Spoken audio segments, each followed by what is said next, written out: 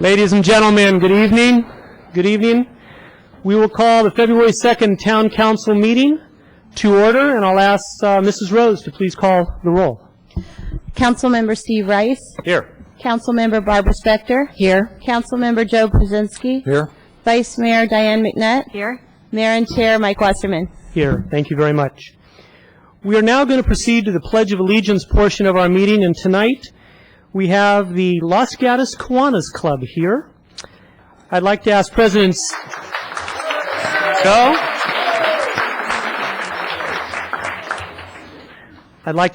Steve Norton to bring any of his club members present here this evening, including any key clubbers, to join me at the ceremonial podium.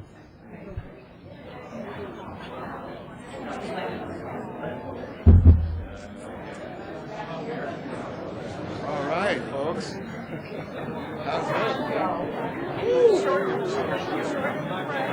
We'll let you get up there. We're the three of us. But we're not going to lead everybody else.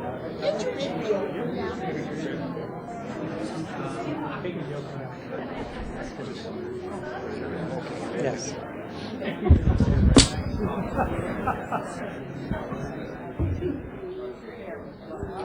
All righty. For those of you who aren't familiar with Kiwanis, it's a worldwide voluntary service organization whose members seek to make a difference in the lives of their community, especially the children.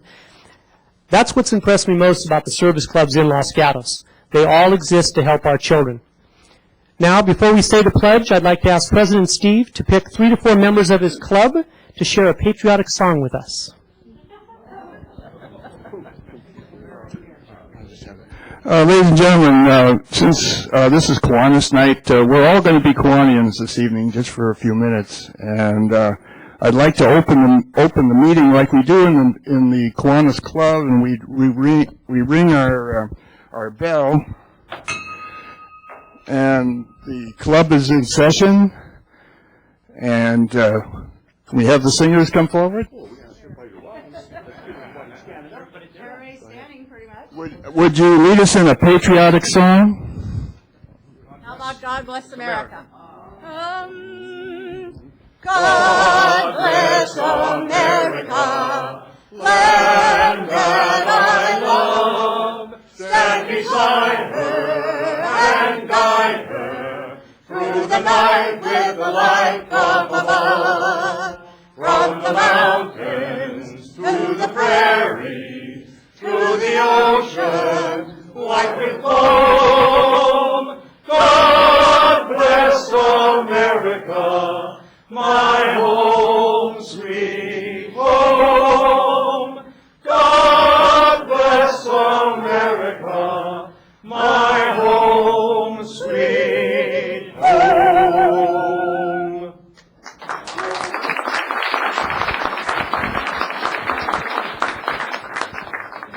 And like the other service clubs, Kiwanis has a youth subdivision, if you will. Ours is called the Key Club, and the Key Club is present in both Los Gatos High and Saratoga High School. And I understand we have a couple of Key Clubbers here tonight to lead us in the Pledge of Allegiance. Please come on forward. There you go. And our flag's over here. Why don't you take this? I pledge allegiance to the flag of the United States of America and to the republic for which it stands, one nation, under God, indivisible, with liberty and justice for all.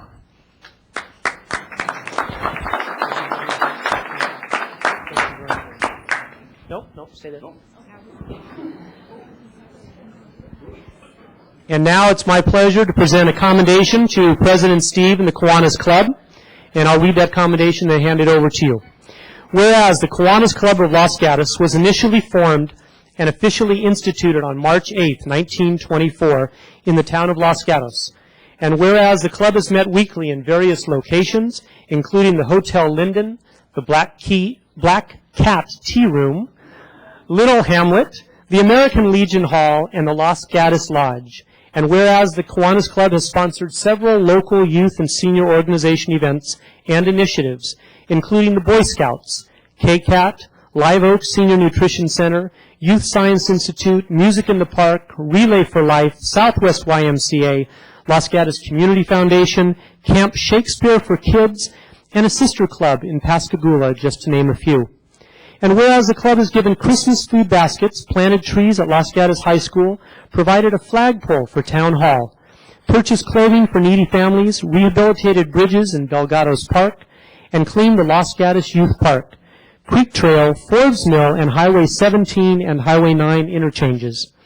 Whereas the club established and has supported the key clubs of Los Gatos High School and Los Gatos High School since 1957 and Saratoga High School since 1999, and in 1996 became the sponsor of the Los Gatos Fiesta de Arts. Whereas in 1999, the Kiwanis Club of Los Gatos began presenting turnaround scholarships to students from Los Gatos, Saratoga, and Nova schools, who showed great improvement in their academic performance as juniors and seniors and plan to go to college. In the preceding 10 years, the club has awarded 86 $1,000 turnaround scholarships to local students. Now, therefore, the Town Council of the Town of Los Gatos does hereby commend and congratulate the Kiwanis Club of Los Gatos for its tireless service and given to the community and residents of Los Gatos for 85 years. Want to say a couple words? Wow.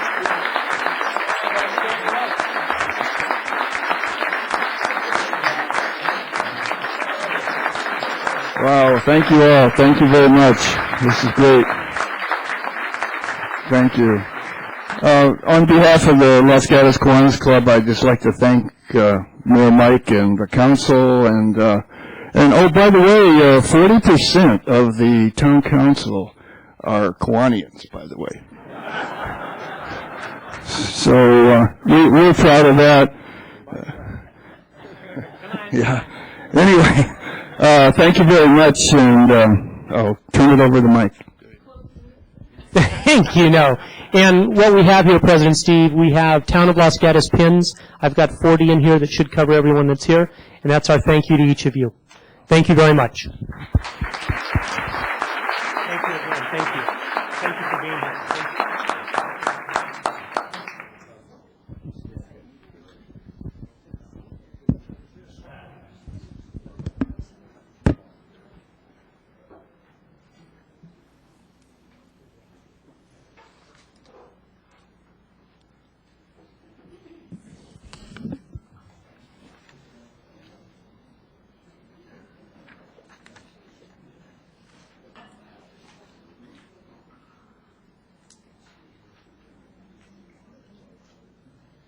All righty there. Can everybody hear me okay in the back? Chris, you good back there? No? How about now? Are we there? Is that better? All right. Okay. Now it's the time for the State of the Town address, and as your mayor, it's my honor and pleasure to present it to you this evening. Before proceeding, and I didn't look around before when I had my glasses on. As far as any other former mayors or council members, I saw Marlene Rasmussen here, and I'm looking for Sandy. Where's our former mayor, Sandy Decker? I see right there. Thank you. All right. I don't want to leave anybody else out. All right. Thank you. Now I'll take those back off, and I'm ready to go. All right. Now I'd like to introduce my fellow council members. Even though we took roll, I think it's important that you hear this. We have Vice Mayor and former Mayor Diane McNutt, Council Member and former two-time Mayor Joe Przinski, Council Member and former Mayor Barbara Spector, and newly elected Council Member Steve Rice. As you can see, your council is extremely experienced, and it's the experience of this council combined with the professionalism and expertise of our staff combined with the volunteerism and passion of hundreds of residents, such as each of you here this evening. That is why Los Gatos has accomplished so much over the last few years and is in pretty good shape now and has exciting plans for the future. It's obvious to me that Los Gatos' success, past, present, and future, has depended and will continue to depend on teamwork. Specifically, that magical combination of efforts between this council, our staff, and this community, including but not limited to individuals, nonprofit groups, faith organizations, service clubs, and schools. This "it takes a town" mentality has made Los Gatos what it is today. Will get us through the economic uncertainties we're facing and will ultimately result in an even better Los Gatos. And that gives me a perfect segue into the theme of tonight's State of the Town speech, which is a verbal summary of where we were, where we are now, and where we're going. First, where we were. In preparing for this part, I went back into my file and pulled out the State of the Town speech I gave in 2005. I'm going to use a few parts of that prior speech to show how your council and staff listened to what the community had to say, thought of ways to make things happen, and then followed through in very impressive fashion. For instance, 4 years ago I said, the town council and I want to work with you to identify our community's priorities and create a vision for Los Gatos. So we surveyed the community, identified the priorities, and have been working to make that vision a reality. The community identified the police, library, and our youth among its priorities, and the town has made great strides in each of those areas and continues to do so. For instance, as regards our police department, we purchased the Verizon property on Los Gatos Boulevard, approved the design, and started construction of the new police station, all without raising taxes. As regards the library, we held numerous public meetings, considered all the recommendations, approved the budget, and contracted with architects. And as regards our young people, here are some of the wonderful things that have taken place over the last few years. A youth commission of 17 students was created, as were the youth party guidelines. Thousands of feet of bike lanes and sidewalks were also added. In addition, as a result of creating the Alive and Loving Life initiative, an under-21 club and a music concert series were started, as was a Cops and Kids program designed to help keep our kids safe and avoid risky behaviors. This program won statewide recognition and a Helen Putnam Award from the League of California Cities. 4 years ago, road conditions and transportation were also issues of concern raised by our community. In 2005, I said, there are a few bumps in the road, and I mean that quite literally, but we will overcome them. And I'm pleased to report we did. And because of all the repairs we made to our streets, our pavement condition index is now above 70, which is an engineering term that verifies our streets are in good shape. The problem facing us now is finding a dedicated revenue source to keep them that way and also repair retaining walls that are starting to fail. But we have the best minds working on resolving those issues too. 4 years ago, we said we wanted to keep our infrastructure healthy by completing the Downtown Streetscape program and other capital projects. Well, guess what? We did. We replaced the 100-year-old water pipes under Main Street and Santa Cruz Avenue and repaved both streets. 4 years ago, we said we wanted to improve transportation, traffic, and parking through innovative approaches. So we came up with the new wayfinding signage, expanded the Holiday Valet service, created an additional parking lot, and started the first community bus program in the county. 4 years ago, we said there's a golden opportunity waiting for us just around the corner. Well, guess what? We started Community Unity.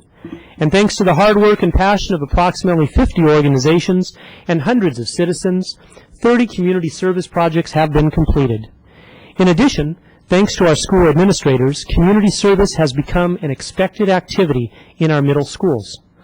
Once again, Los Gatos earned a Helen Putnam Award and statewide recognition from the League of California Cities.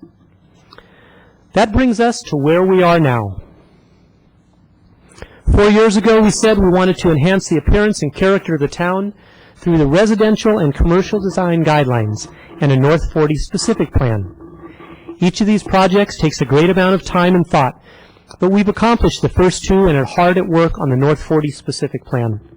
4 years ago, we said we wanted to be a responsive and cost-effective government by enhancing our website, pursuing e-government opportunities, and seeking your feedback on town services. Well, we achieved that goal and continue improving upon it today. For instance, our town website is incredible, with countless features such as streaming video webcasts of our meetings, online permitting and park reservations, the Ask a Librarian section, the Senior Resources section, the shopping and dining directories. The list goes on and on.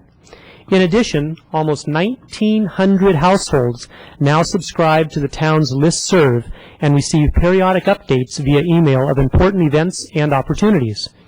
I encourage each of you to check it out at www.losgatosca.gov. Now I'd like to discuss the town's fiscal situation in light of the economic challenges facing our nation. But first, I'd like to share a few words from Mr. Noyes, a former financial editor of the New York Times.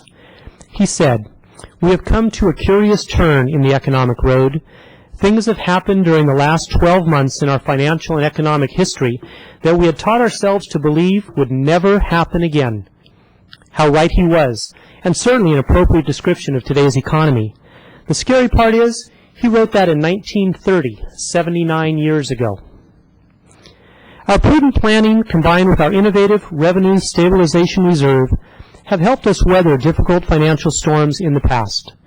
However, we are not immune to the financial events that are surrounding us, and we will need to be vigilant in taking steps to maintain a balanced budget. The town's general fund, which pays for most of our services, receives revenue from a variety of sources, like property, hotel, and sales taxes. These revenues can fluctuate dramatically with the economy. While property and hotel taxes appear to be holding steady, the continued loss of auto dealerships and the town's reliance on one major sales tax generator are causes for concern. Complicating matters more is the dire condition of the state of California and how the state's actions to balance its own budget could exacerbate local financial challenges. As the outlook for the upcoming 2009-2010 fiscal year is challenging, it's critical that we continue to carefully manage our expenditures to make sure we have a positive balance at the end of each fiscal year. To do this, we'll be looking at a variety of cost-cutting measures, including targeted hiring freezes and service reduction options. However, as we tighten our belts, we will take the time and care to make sure we balance the community's service needs and interests with available town resources. While it is difficult to predict with any degree of precision what type of impact current economic trends will have on Los Gatos, one thing is certain. This council, this staff, and this community have faced challenging times before and prevailed. We did what was necessary then and will do so again. But even with all this uncertainty, one thing is still clear to me. Los Gatos is and will continue to be one of the most desirable places in the world. And I believe a big part of that is because of the unique individuals and organizations that exist and serve our community. Organizations, committees, and commissions, such as the Kiwanis, Lions, Rotarians, Planning and Parks Commissions, the Recreation Department, Los Gatos United Soccer League, Los Gatos Little League, New Millennium Foundation, Community Foundation, the History Club, CASA, Friends of the Library, the Police Foundation, Live Oak, the Teen Center, Community Services, Arts Commission, Museum Association, and all the faith-based organizations in town. And don't forget the wonderful community events such as Fiesta de Arts, Claws for a Cause, the teen concerts, Cats Hill Bike Race, 4th of July celebration, Jazz in the Plaza, and Music in the Park, not to mention the country's longest-running children's Christmas parade. Those are but a few examples of wonderful things already in place. I apologize if I failed to mention your particular group or event, but there are so many, it's impossible to list them all. Now, for where we are going. First is the 2010 General Plan Update. The update is well underway thanks to the efforts of our staff and numerous community members. It will be completed on time and reflect our community's current perspective regarding youth, open space, and seniors, as well as the importance of sustainability and the green aspects of our organization and community. Speaking of green, did you know there used to be 1,600 lights on the town Christmas tree, and it cost over $1,500 a year in electricity? Now there are 7,000 LED lights, and I'm told it will cost less than $100 a year. Next is the opening of our new police operations building. How often does this happen? Last December, the bids for our new police operations building came in $300,000 under budget. Those savings are letting us build the new combined emergency operations center and the community room now instead of later when it would have cost much more. The construction and remodeling are already underway. And remember what then Mayor Barbara Spector told us last year.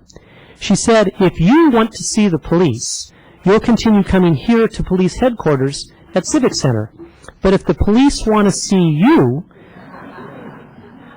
then you'll go to the police operations building on Los Gatos Boulevard. However, this fall is an exception, as we hope to see all of you at the grand opening ribbon cutting on Los Gatos Boulevard later this year. Next is an update of our future library. It's been a long time coming, and those of you who have been in Los Gatos for a while know that our community began talking about the need for a new library 20 years ago. Our current library was built in 1964 when the population of the town was about 9,000 people. By the mid-'80s, the library was already undersized for our community. With a population today of 30,000 people generating about 210,000 library visits a year, the library is clearly underserving Los Gatos. After numerous public meetings and significant community input, the council gave the go-ahead and hired architects to design this new library and authorized a budget of about $18.4 million to build it, all without any increases in taxes to Los Gatos residents. The project is now in the environmental review and detailed design phase. The end result will be an environmentally exceptional LEED certified building. We hope to break ground early next year and open the doors to your new state-of-the-art library by fall 2011. The new library is a once-in-a-generation project that this great community deserves. And as further proof of how great this community is, a wonderful group of citizens calling themselves the Friends of the Library has committed to raise an additional $2 million to help decorate and fixturize what will be a fantastic community facility. Next on the agenda is the goal of increasing youth playing fields, and for the first time ever, we have dedicated funds set aside to accomplish this. Last June, after years of studies and reports, the town of Los Gatos took action to make new outdoor sports facilities a reality for our community. And this year, those long-awaited dreams are expected to come true. First, our newly renovated field at Oak Meadow Park will be used for youth soccer practice starting this spring. Second, we've set aside $6 million for the improvement of existing fields and the acquisition of new ones. Starting this month, the town will be negotiating with several property owners to bring new or improved fields and facilities online this year. And directly related to this subject is the recently suggested idea of creating a Friends of the Park to help maintain our parks. So if you use and value our parks, fields, trails, and open spaces, I hope your business, school, church, club, or even your family will join this new effort and commit to help clean and maintain one of our many parks. Before discussing the final item of tonight's State of the Town, let me reiterate that I believe we have the council, the staff, and the community members necessary to help us weather whatever storms may be over the horizon. But you know what? I expect more of myself and all Los Gatons than to just weather a storm. I know Los Gatons, in good times and in bad, work together for the benefit of our community. And on behalf of the council, I thank you for all you've done and continue to do. That said, even in these tough times, I believe this community has enough passion for its children to undertake yet another project, one that may well prove to be the most important ever. It's the expansion of a program already successfully running in our schools that I think should be a 24/7 townwide effort. A program that helps our young people grow up to be healthy and happy adults. It's simple, it works, and it's the right thing to do. It's all about our town working together for the benefit of our children. I made reference to this idea when I was chosen to be your mayor, and I'm happy to say the idea is now ready to become a reality. I quoted FDR in November, and I'll do it again now. He said, "We cannot always build the future for our youth, but we can build our youth for the future, and here's how." Simply expand an existing and proven program that is already helping develop healthy, caring, and responsible children in our schools, and make it a town-wide effort and priority. The existing program is called Project Cornerstone, and it was designed to increase the developmental assets of young people. Developmental assets are the positive relationships, opportunities, values, and skills that provide the foundation for a healthy and successful future. Decades of research has shown that the more developmental assets young people possess, the more likely they are to avoid risky behaviors, and the more likely they are to engage in positive, healthy activities. That's the textbook definition. Bottom line, research has identified 41 developmental assets that young people can have and need. Furthermore, surveys have confirmed the more developmental assets a young person has, the happier and more successful that young person will be. Our kids' assets are being developed in the schools, and that's an undeniably wonderful thing. But to help our young people the most, we all need to partner together to make this development occur everywhere, at school, at home, on the playfield, in houses of worship, in stores, and in our neighborhoods. Working together is the key to this project being successful, and thankfully, Los Gatans are great at working together. For instance, just 4 years ago, Community Unity started, and numerous organizations came together to work on several different projects. Now, many of those same organizations will come together again, but this time to focus on one project: their mutual love of children and desire for them to be as healthy and happy as possible.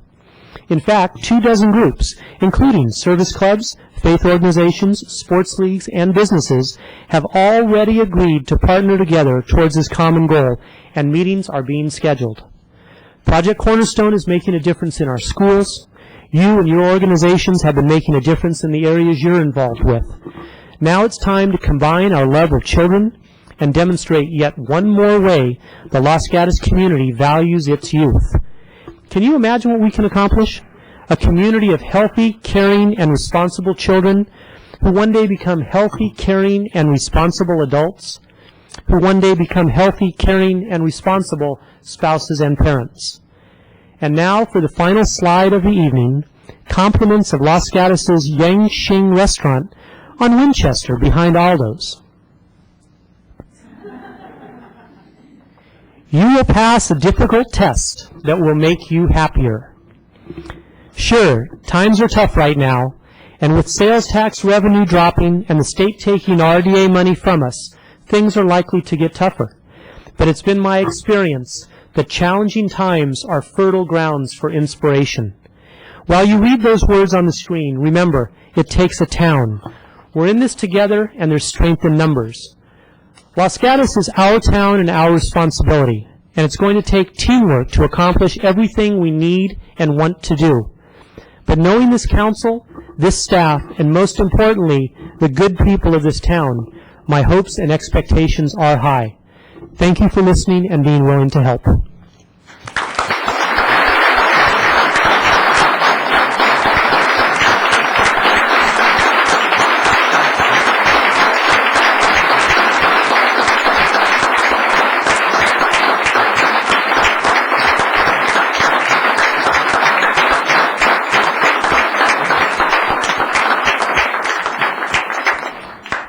Thank you. Thank you all very much, and I applaud each of you as well.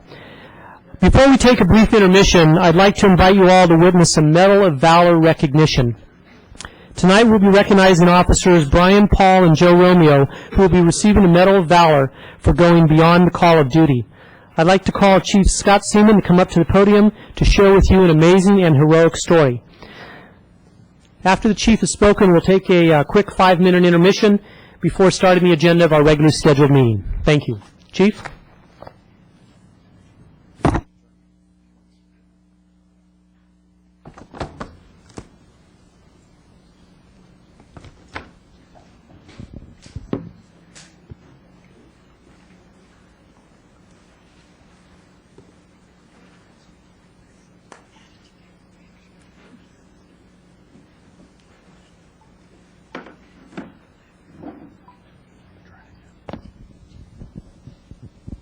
Good evening. Mayor Wasserman, thank you so much for sharing your time for the State of the Town speech to give the police department an opportunity to once again make a presentation, but in a much more formal and public setting of a presentation that was made on January 12th within the police department. This is a very special moment for all of us. It is a remarkable story. It's one of heroism. And it's a story that we love to tell over and over again and are pleased to be able to share it with you tonight. May I ask the two officers who are being recognized tonight, Officer Brian Paul and Officer Joe Romeo, to join me here.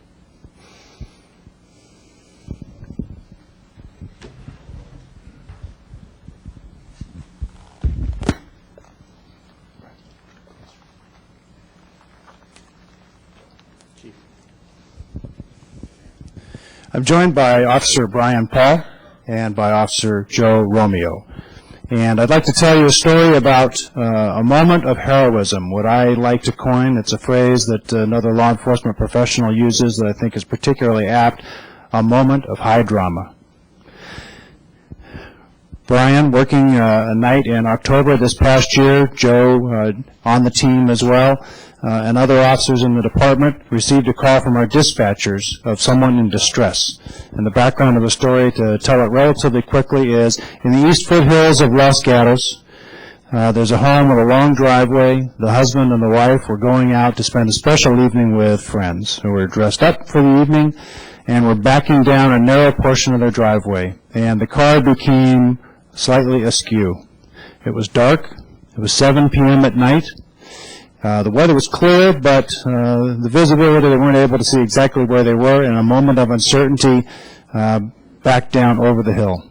And this is a part of Los Gatos where the hillside alongside the driveway is quite steep. I went out and looked at it myself a few days later, and it was really remarkable. I had a vision, sort of a hill rolling away. This is a very steep drop-off, and it goes hundreds of feet, as did the car, with the husband and the wife in the car. And you can imagine how terrifying this was for them. They went backwards down the hill, and not all the way to the bottom, the gentleman was able to stop the car, just by pressing on the brake pedal, getting the car in park, putting the emergency brake on, but obviously in a very precarious situation, oriented looking up, his wife now out of the car trying to help him, but still in grave danger herself, and with any release of the brake pedal, the car would start to move again. It was incredibly precarious, and all the while they're calling for help. It's in such a part of the town where it's not immediately intuitive how to get to that address, and so there was a slight delay. Brian was the first one to go, and as I like to tell the story, Brian, for a rare moment in his career, heard the pitch and tone of the dispatcher's voice asking him what his estimated time of arrival, his ETA, was, that told him this is very serious. He was going as fast as he could, but he knew that he really did, in fact, have to get there. The officers did arrive on scene. There was a locked gate. They're on the cell phone with the husband and the wife. It's incredibly chaotic. It's going on a long time. They're wondering where help is. The officers are unable to get in and finally were able to get past the gate, get up the driveway, and in a very quick action, they were able to locate the headlights of the car down the hillside, and without thinking of the need for any other planning, Brian, followed immediately by Joe, scrambled down the hill, seat first, scrambling down to get to them. Didn't quite hit it exactly, had to work their way around just because of the terrain, and come up on both the wife, who was screaming on behalf of her husband, trying to get help, and got her away, which was not easy to do given her interest to help him, but convinced her that it was important to get away and to be safe of the car. And then Brian goes around to help the husband. Joe comes down immediately upon that, and working as a team. And you have to imagine the precariousness of this, the softness of the grass, or the ground that they were under. They lost their footing a couple of times. The car would start to move a little bit, and I know we all have in our mind, the image of this car moving downhill and pulling both the victims, the family, as well as the officers with it, should it release. Brian was able to reassure the husband, to get him to keep pressure on the foot on the brake pedal, but he was getting tired. Joe's holding the door open to give Brian the space to work. It's dark, it's late at night, very steep terrain, uneven ground, and everyone's getting fatigued.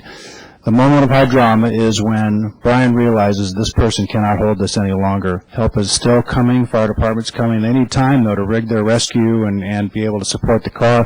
There's no way to protect the car from rolling any further. So Brian climbs into the footwell, head and hands first, puts his hand on the brake pedal to hold it to give the gentleman some relief, braces his other hand, puts his neck against the seat to hold it, and is in this position with Joe holding the door back for up to 30 minutes while help is still trying to come. They're talking to their partner up on the hill trying to get help, and it was really clear, there is no help to give you. You are on your own because we cannot get anybody else down safely. At some point, like in the movies, you go to Plan B, which was Joe's call. There is no Plan B, though. They had to formulate it, and I think this is one of the more remarkable parts of the story. Brian and Joe fashioned a way to have the driver position himself, orient himself toward the door. He held the brake pedal. Brian extricated himself, put his feet on the door jamb, and grabbed a hold of the gentleman. And Brian is a fit young policeman. At the count of 3, launched himself back, pulled the driver out. As the driver released the brake, the car started going, the door going with it, Joe going with the door, down the hill, everybody tumbling. And the end result is the driver was extricated safely from the car.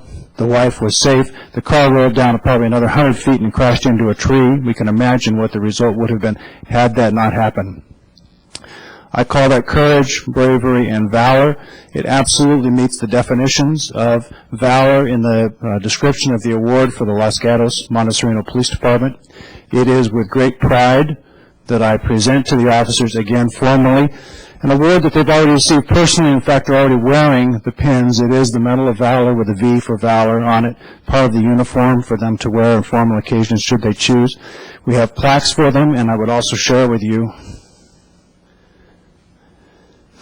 a beautiful ribbon and medal for them for their personal display at home.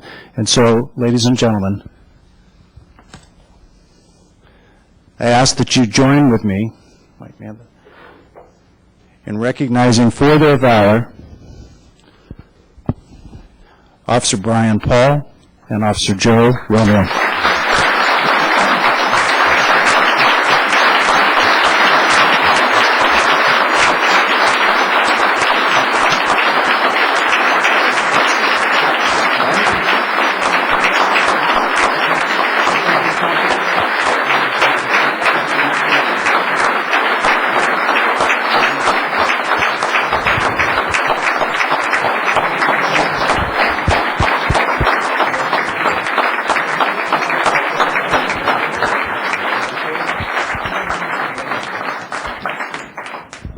Is Los Gatos amazing or what? I'll tell you. Okay, we're going to hold a 5-minute intermission now, so any of you that don't wish to stay here and talk about anything else at all, my daughter's waving goodbye. Okay. Bye, Nicole. Bye. Anyway, we're taking a 5-minute break now so that you can exit. Thank you very much for coming down here this evening, showing your support for the town of Los Gatos and for our children. Thank you.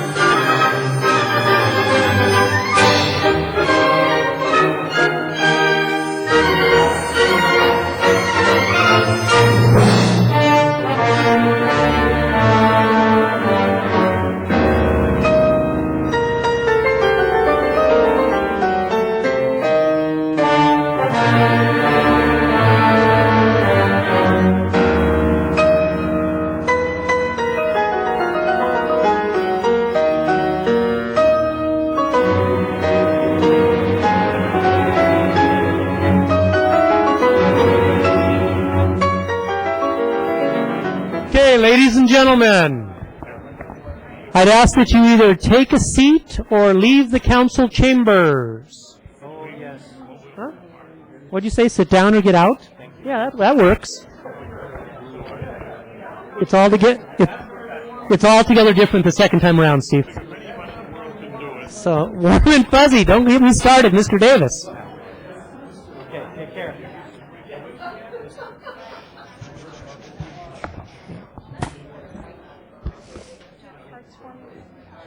Oh, thank you. Oh, my gosh.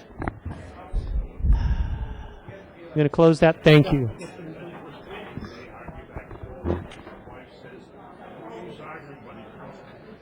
Okay, and for those of you here this evening that aren't normally here, that's how every single one of our council meetings is.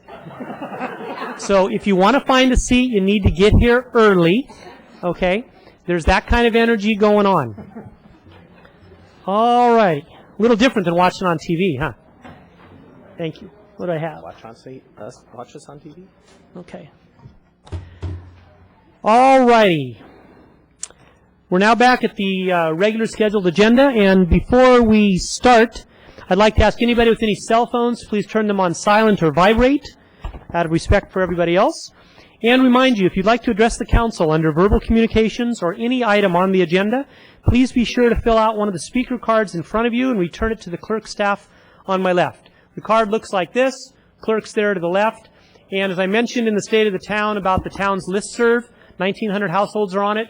If you're not on it already, I suggest you get on it, and on the bottom of your card, there's a box where it says, yes, I want to subscribe, and you put your email address there. Okay, first I will turn, let's see, we're on part F, council and town manager reports. I will turn to my council first for any council matters. Council Member Spector. Thank you very much. And nice State of the Town address. Thank you very much. I just want to take this opportunity to commend the new Hobies of Los Gatos for joining Trevis, Andale, Double D's, and Crimson, and probably other restaurants that are using environmentally sensitive takeout cartons, and encourage other restaurants to do the same thing. Thank you. Thank you. Councilmember Rice. In looking through some of our stuff for the town, ordinances, I'm a big believer in our tree protection ordinance.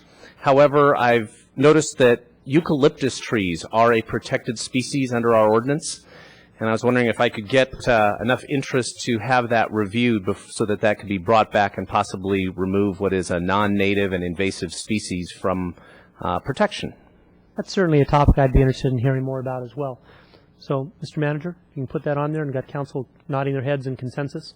There were 2 council members plus the mayor that requested it. We will schedule it for a future council meeting. Thank you very much. Thank you. Seeing no other council member hands raised, I'll turn to you, Mr. Manager. Do you have any matters you wish to share at this time? Mr. Mayor, members of the council, staff has no further items to bring forward other than what's on the agenda. Thank you very much. We'll now turn to the consent items portion of our meeting. And before the council takes any action, I'd like to ask if any member of the council would like to pull any items. Seeing none. As far as members of the public to pull, I have consent calendar 1, 3. Thank you. That's verbal. Excuse me just 1 second here. 8, 9. Okay, we have Citizen Ray polling consent items 1, 3, and 6. We will hear those at the end of the meeting tonight, and I'll now look to council for a motion regarding the remaining consent items besides 1, 3, and 6. Mr. Mayor, I'll move approval of the consent calendar with the exception of items 1, 3, and 6. Second. Thank you, Mr. Rice. Thank you, Mrs. Spector. We have a motion made and seconded. Any discussion? Seeing none. All in favor of approving consent items excluding 1, 3, and 6 at this time, say aye. Aye. Opposed? None. Passes unanimously. We will come back to 1, 3, and 6. Where do we fit that in? After... Mr. Attorney, does that come in after our 2 staff reports? Normally it would be after other business. After other business. Thank you. We'll have it after other business. Okay, that's consent. All right, and we got your consent card there. Okay, now we're at the verbal communications portion of our agenda. That's the portion of the meeting where anyone can speak about anything that's not on our agenda tonight. And because of the number of cards we have here, we'll do our regular 3 minutes. I have Hey Citizen Ray wishing to speak first, followed by Robin Stone.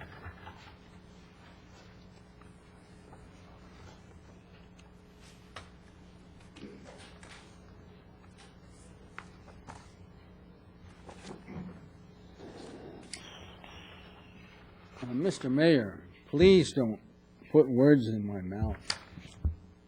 I didn't wish to speak first, okay? You chose that, okay? And that's okay. I always rise to the occasion. At least I think I do, okay?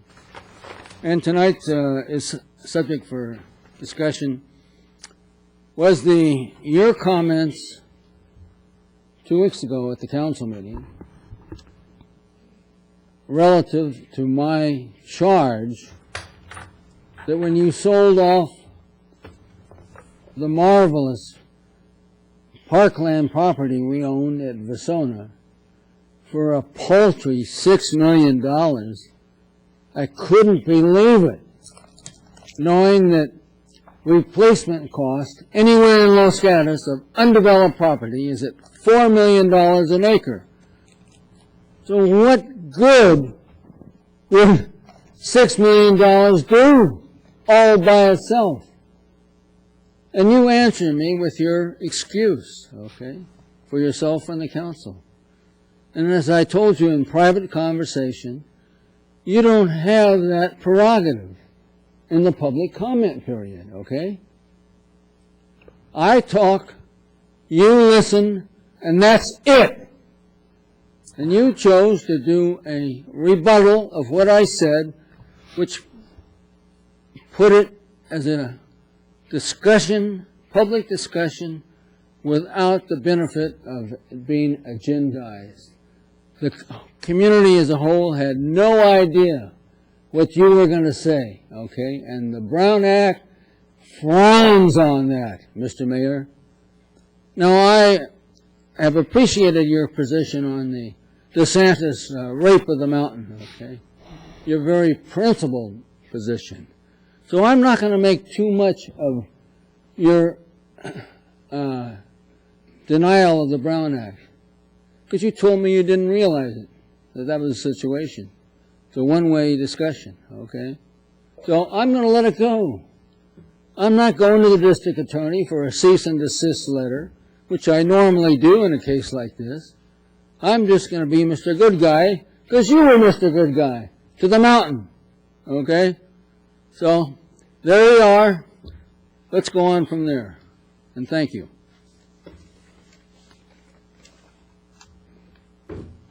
Next we have Robin Stone.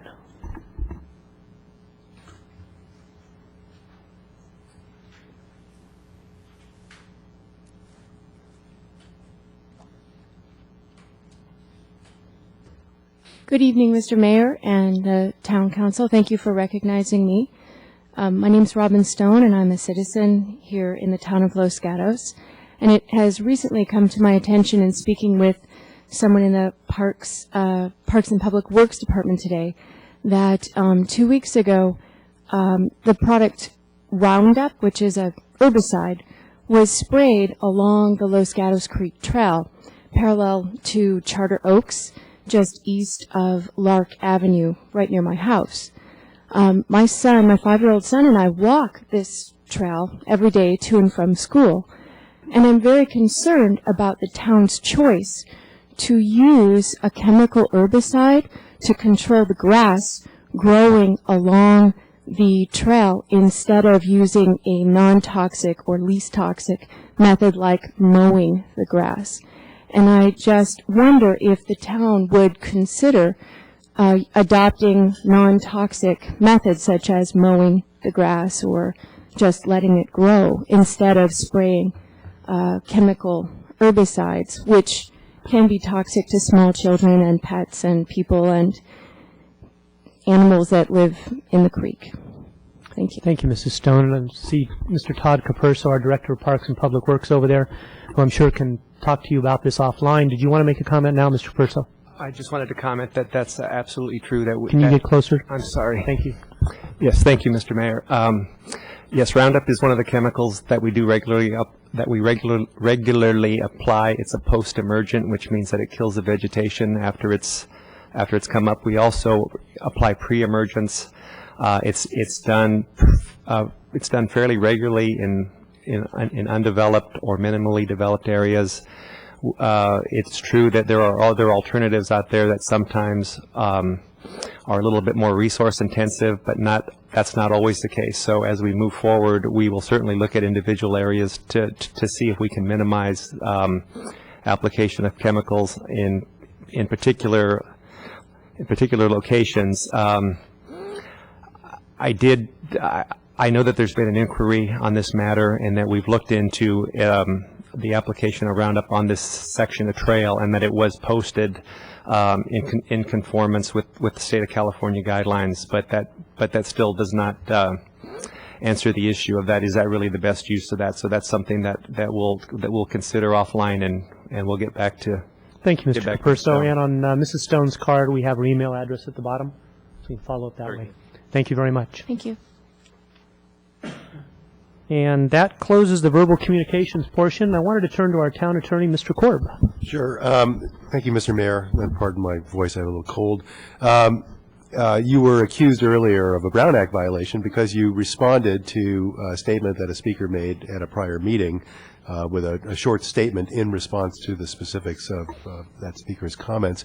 What you just saw was a demonstration of why that is not a violation of the Brown Act. The Brown Act does allow comments, short comments, questions, and responses by individual members of staff and the council with regard to any item that may be brought up during the course of the meeting, including an item that's brought up during verbal communications.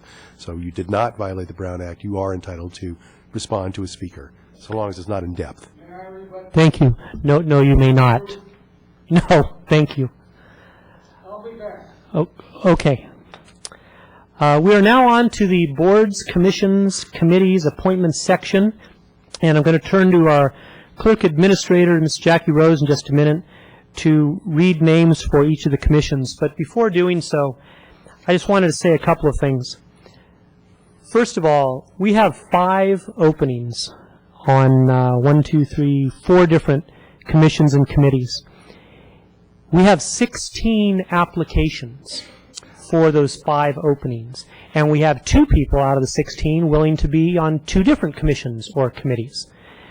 So, anyway, what we have is a wealth of riches, okay, and that's how I want to describe this Los Gatos. I mean, times are tough out there economically, and we have 16 people stepping forward to say, I want to serve, I want to give to my town, I want to contribute. And I have to tell you, and I know I've talked with a couple of other council members who've been on the council as long as I have, this is the finest group of applicants that we've ever seen on paper, and when we met them this evening in person, nothing was said or done to change my mind about that. We have tremendous number of people. Unfortunately, we only have one opening on 3 committees and 2 openings on 1.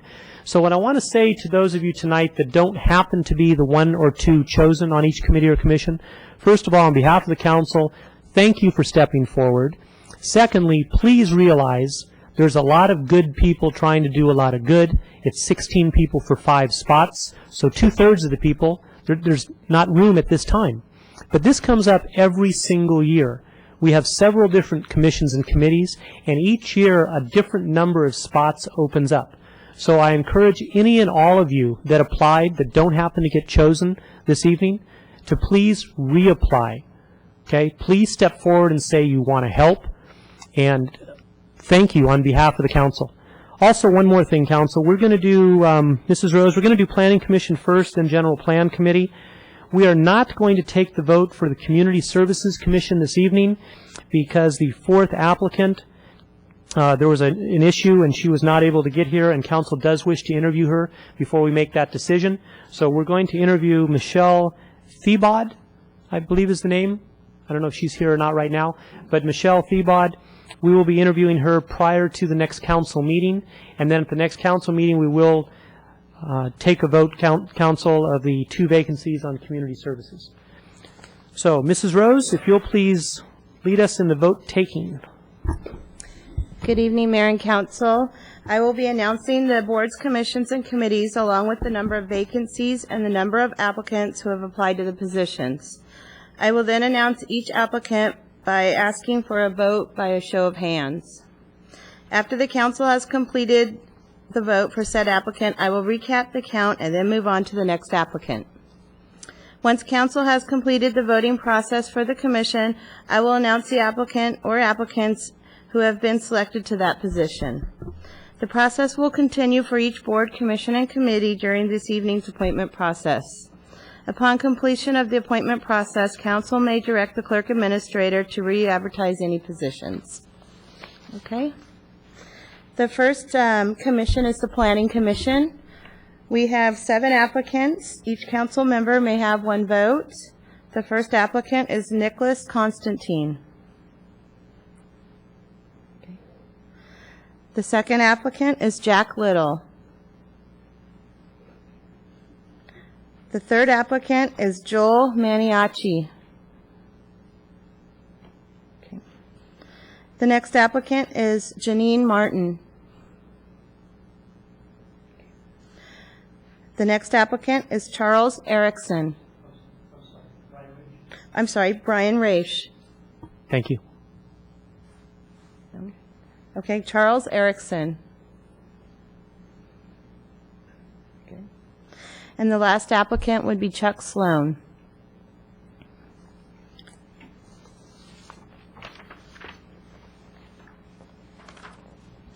So Charles Erickson received 3 votes. That is a majority, and he will be appointed to the Planning Commission. Thank you. And congratulations, Mr. Erickson. Welcome to Planning Commission. Okay, the next commission is the General Plan Committee. Charles Erickson will not be named because he's just been appointed. So we have Chuck Sloan, Sandy Gordon, okay, Richard Conrad, and Mark Scarlato did resign. Okay. Withdrew from application. Withdrew, sorry. Okay, Chuck Sloan has been appointed to the General Plan Committee. The last committee is the Historic Preservation Committee. The first applicant is John Almash. Okay. And the second applicant is George Havlicka. Okay, so John Almash was appointed to the Historic Preservation Committee. Thank you. Thank you, Mrs. Rose. And again, thank you for all 16 people that filled out the applications, attended the interviews. Congratulations to those people that received majority vote this evening. And to all those that were not chosen this evening, please know what high regard every single council member here, when we were talking, feel about all of you, and we look forward to seeing your names and faces again the next round. Okay, we now move on to other business. And this will be a staff report by Mr. Bud Lortz, our Director of Community Development, introducing an ordinance establishing wildland urban interface fire area. Or perhaps Anthony Giosi. Mr. Mayor, members of the council, this report has been prepared by the Community Development Department, and our Chief Building Official, Anthony Giosi, will be presenting the report. Evening, Mayor and council members. My name is Anthony Giassi. I am the building official. Dirk Matter, Deputy Chief, Santa Clara County Fire Department, is also here, and he'll be available to answer any questions at the end. I created the ordinance with Dirk Mattern, and the background of this, the ordinance and this map adoption tonight, was when the code was adopted in January 1st, 2008. The California Building Code had a new chapter, Chapter 7A, that established construction requirements for new homes built in urban wildlife interface areas. It also established vegetation and clearance requirements for those areas, and it referred to the adoption of a wildland urban interface map. Excuse me. So CAL FIRE developed the fire hazard severity zone maps to help with these fire areas, and the state created the map using state, for the entire state, to create the map with state responsibility areas and local responsibility areas. They use computer modeling using vegetation data, topography, and fire behavior characteristics to create the base maps. CAL FIRE's objective in developing these maps was to mitigate the structure losses resulting from these wildland fires. The town received CAL FIRE's recommended map on October 16, 2008. The town is required by code to take action within 120 days of receiving the map. The town's existing fire hazard area map will be replaced with the proposed map. Some areas of concern were not included in CAL FIRE's map and that propose a significant risk of wildland fires to the town of Los Gatos. Due to local geographical, climatical, and topographical issues, Santa Clara County Fire Department and staff are proposing inclusion of additional areas that pose a significant risk for wildland fires. The town's wildland fire area map is proposed to comprise of the state's mandated very high fire hazard area, the town's designated fire hazard area, and a pre-zoned fire hazard area for those county areas that aren't currently incorporated. So that those pre-zoned areas are in anticipation of future annexations, and it would help eliminate the need to modify the map every time an annexation.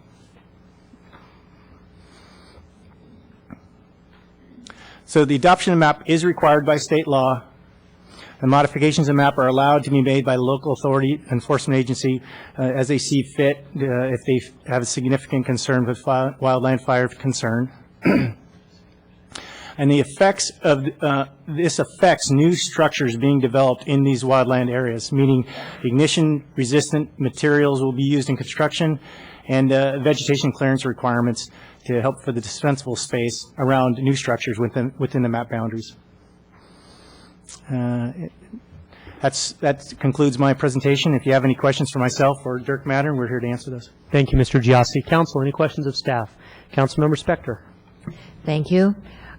First of all, when you say new structures, does that mean entirely new as opposed to a remodeling or a significant remodeling? That's correct. And then is it just the vegetation that has to be removed X number of feet from the structure, or is there also like a graded path around the structure? It has to do with the defensible space. There's different characteristics, but 30 feet is the initial defensible space clearance requirements, and then they can go out to 30 to 70 feet depending on the terrain. But it also depends on your property. If your house is built and your property line is 10 feet away, it only goes up to the property lines with your defensible space requirements. but does the defensible space only equate to the removal of vegetation, or might it also include grading? Or what I'm looking at is are we looking at grading in the hillsides? No, this is really described as taking concern about planting and tree clearances and maintenance of that landscaping, not necessarily requiring grading or kind of like creating your landscaping out of rocks or something like that. It doesn't speak to that.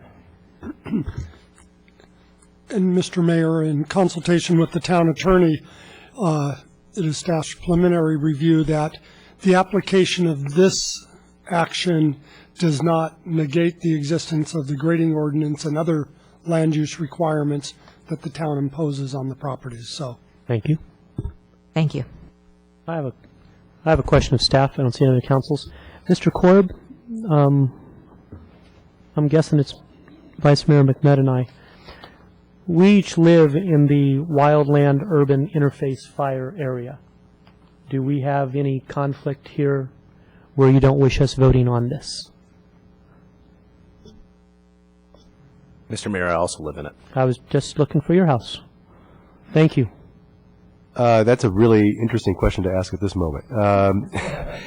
I'll tell you that because I cannot do an analysis of all the number of households that are affected by generally what I would say is that you probably would all be within the public generally context, meaning that the impact of this decision on you individually would be no different on the public generally as defined under the conflict provisions. But they're defined specifically, and I can't count the number of households to determine where you fall.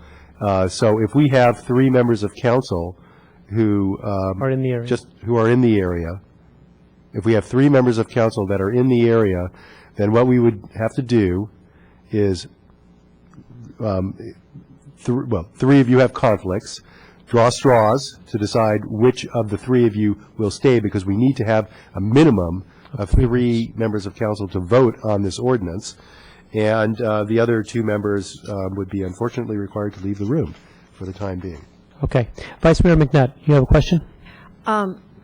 I have a comment. It occurred to me when I was reading the material over the weekend that this might be an issue, and the reason I didn't bring it up is that we live in the area that is state mandated, not the area that we are making a determination on with the town. I'm happy to go and sit in the hallway, but I just wanted to say that my interpretation was, it's probably not a conflict since the state has already made that decision. Well, because we ultimately do have to adopt the ordinance, it's still an action to be taken by council. So, again, facing the question for the first time in this moment, I have to give you the most conservative advice, and that's the advice that I would have to offer. So my recommendation is that the 3 members who do sit in the area will leave, but before they do, let's draw straws between them to find out who will be reformed to be able to sit in despite the conflict and participate in the decision. Okay, well, I guess we should do that now anyway before we get to the rest of the part. Right. Then we're not going to discuss it. No, it has to be done. Rock, scissors, paper. Right. 3 pieces of something paper. Like that. One has an X on it. The one with the X will participate.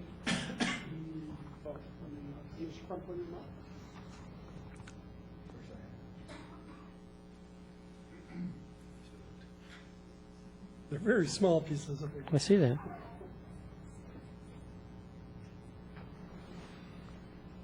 Okay. So the X is staying. Vice Mayor McNutt is staying. Citizens Raise is waving goodbye to me. But no. Anyway, I need to leave, and Councilmember Rice needs to leave. Vice Mayor McNutt will take over the meeting, get us through this, and then come get us. Right, and for the record,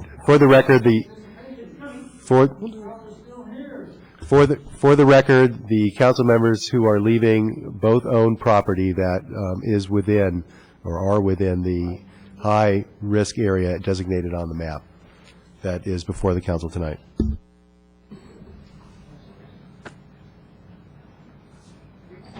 Okay, so do any of the remaining council members have any additional questions of staff before we open it to public comment? Seeing none, we will open to public comment. And I have 2 cards from Citizen Ray, so I guess you're really eager to talk. Go. Both the same one? Mm-hmm. Wow. Well, I knew they were, I thought they would be leaving. I was trying to put in a protest. No, you're up.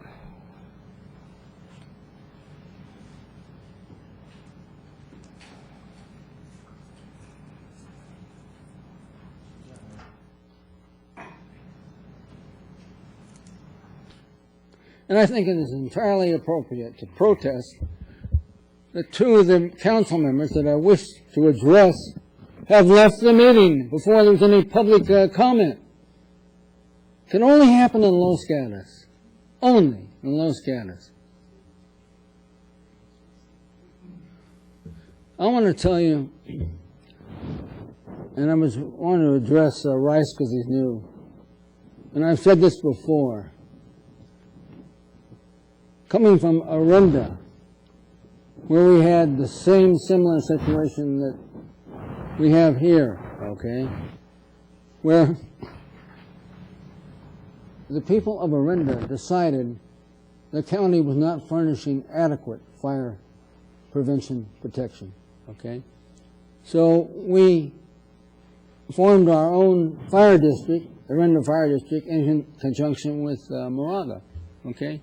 And we put up a city ordinance that is beautiful, specific, to the point, addresses exactly what Barbara Specker was asking about. Okay, specifics. This map, of course you'll pass it because it's required by law.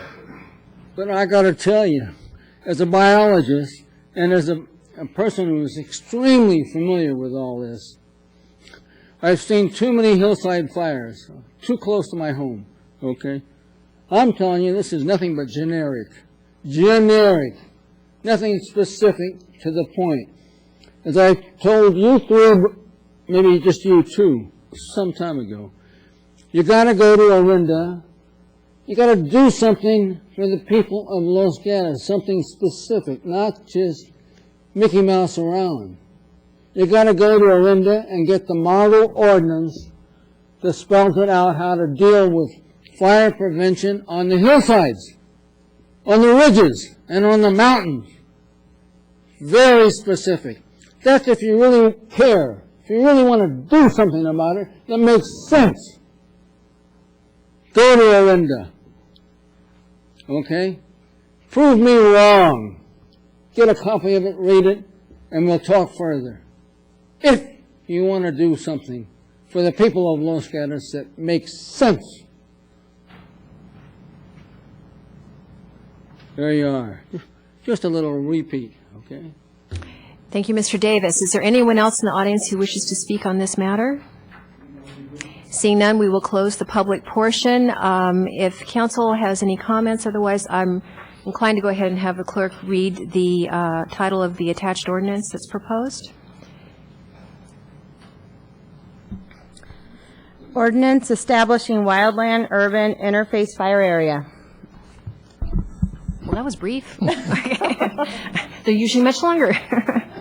Is there a motion to waive the reading of the ordinance? So moved. And all in favor? Aye. Okay. So any other motion or discussion? Well, then I will, with the Vice Mayor's agreement, introduce the ordinance to effectuate the Town Code Amendment and instruct the Clerk Administrator to publish a summary and notice no more than 5 days prior to the adoption. Okay. Any further discussion by council? Seeing none. All in favor? Aye. Passes unanimously. And our guys can come back.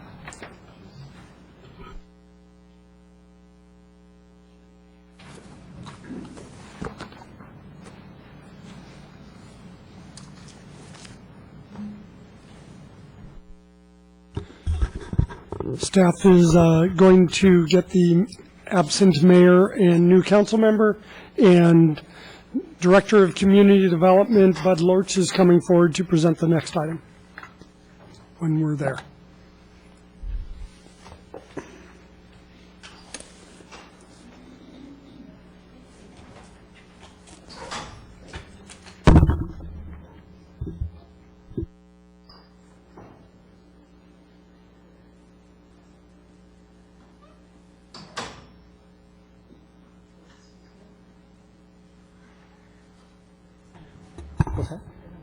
You too. Very efficient meeting, yes. Okay, and I'll find out what happened later. So now we move on to number 10. Agenda item number 10. Subject is to review, affirm, and provide direction to staff on Los Gatos Boulevard plan. We're going to start with our Director of Community Development, Mr. Bud Lortz. Take it away, Mr. Lortz. Thank you, Mayor Wasserman, members of council, ladies and gentlemen. This item is about the Los Gatos Boulevard plan. Some of you may recall that we developed the plan some time ago in the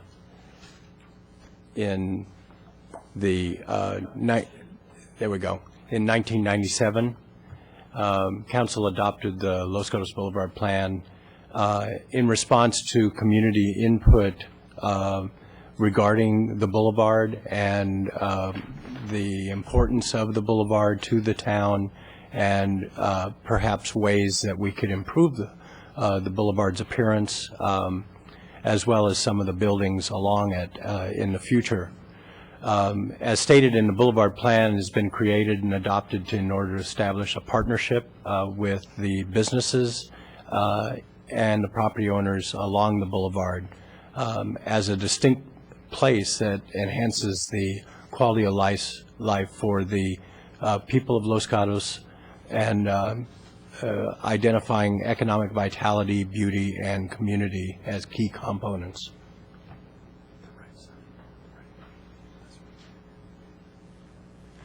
To realize the vision, the overall goals of the plan are to preserve and protect the essence of Los Gatos history, individuality, character, and natural environment, promote commercial activity that complements the whole town, and to provide a dependable source of income, employment opportunities, and goods and services. It is also intended to provide for attractive, easy, and effective access to and from the boulevard.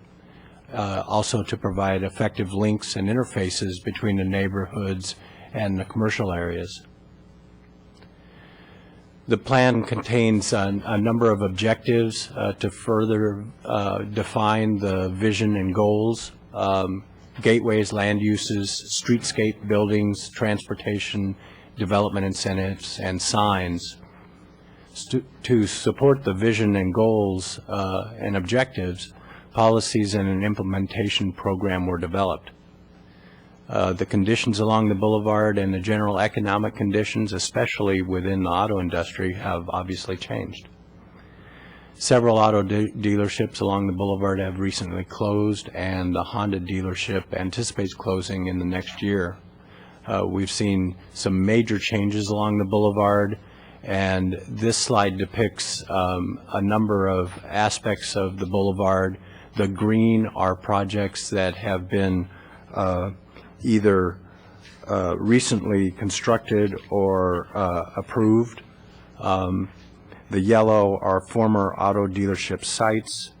The blue is the current auto dealership sites, and down on the lower left-hand side, there are two sites there, of course, and different property owners. And then I wanted to identify up on the North 40, the gray area along Lark is the Yuki property that was recently discussed at the Conceptual Development Advisory Committee. So we can see that there's a lot of activity going on along the boulevard, and these present not only challenges but opportunities to the community. The question is whether the boulevard plan should be abandoned because of the current and difficult economic and market conditions. As we're hearing from the development community, the current market conditions are, from their view, leading to projects that may not be consistent with the vision that we had for the boulevard. And the alternative may be that these properties may remain vacant for a period of time. This has created somewhat of an eyesore in certain instances. We are working with the property owners to preserve and maintain those properties, There is one property on the north end that is a bit of a problem, and we are working in an escalating way to address that. Of course, the Chevy dealership was just vacated, and we will be keeping an eye on that side as well.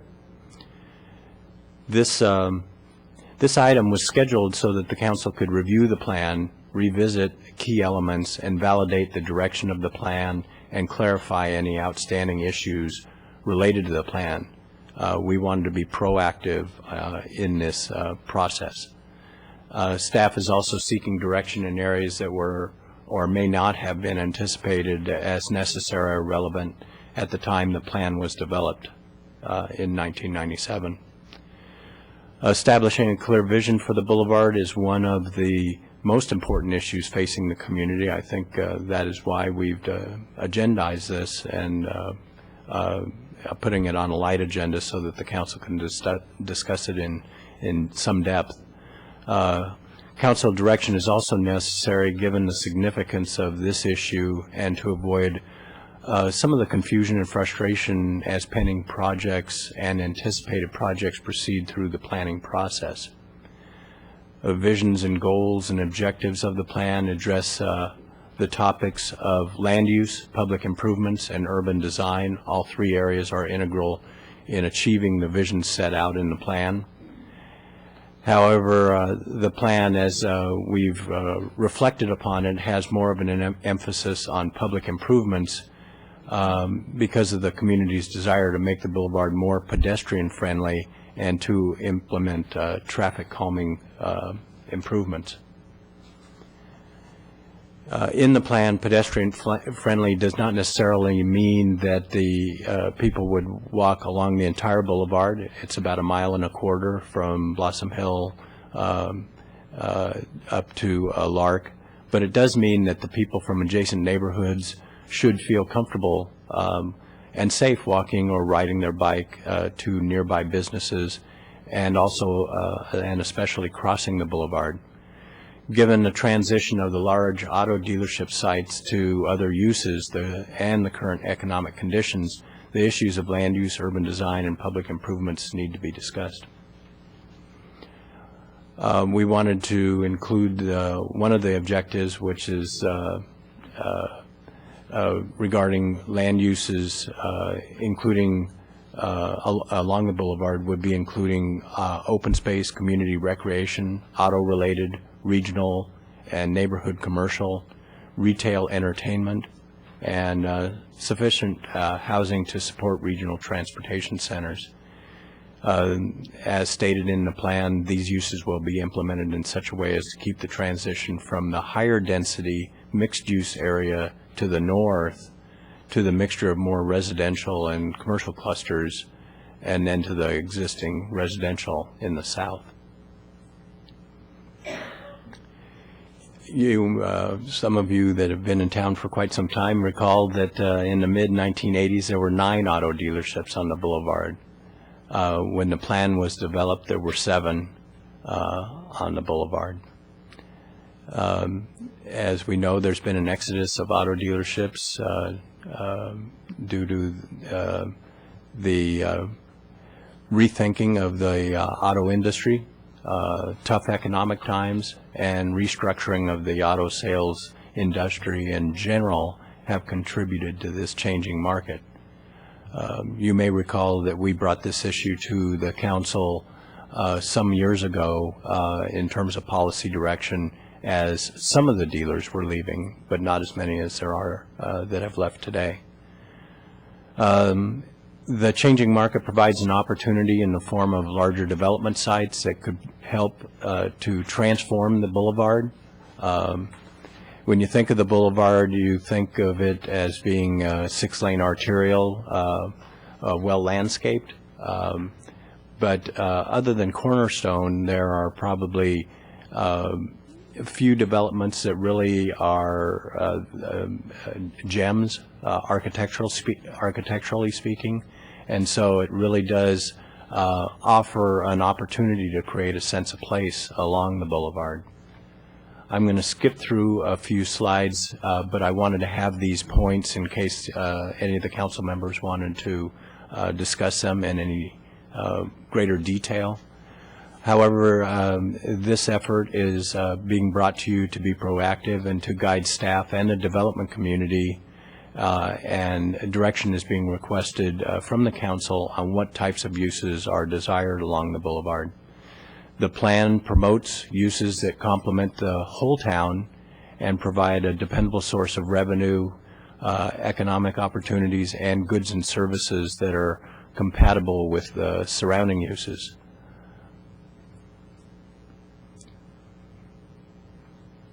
The zoning is, of course, CH. There is some C1. During the study session on Swanson property, adjacent residents expressed their desire for neighborhood-serving retail, and this desire is contrary to some of the objectives that are in the plan, the zoning for the area, and also does not fully seize the potential for the area to serve the broader community.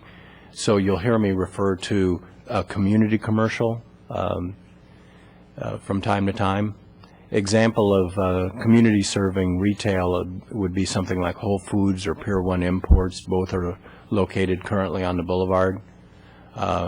These provide unique shopping experiences not found in other areas of town. It's also important to consider whether housing, both market and affordable, should be incorporated into the boulevard projects. The potential for vertical mixed-use development projects exists along the boulevard. And one of the questions is whether the council wants to allow a limited number of new developments to incorporate housing as an incentive for achieving the objectives of the plan. Housing that is integrated into a few of the developments may help create the vitality and sense of place that the town is seeking to achieve along the boulevard.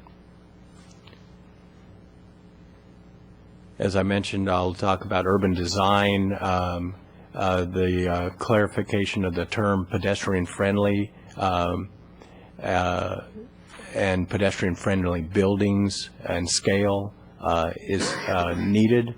Some may interpret the term pedestrian-friendly and pedestrian scale to imply single-story, which is in direct conflict with the zoning, as well as the direction to support distinctive architecture and mixed use.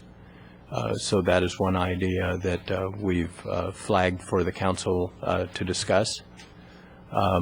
Another item that is significant, obviously, is the preservation of the views to the surrounding hills, especially at signalized intersections.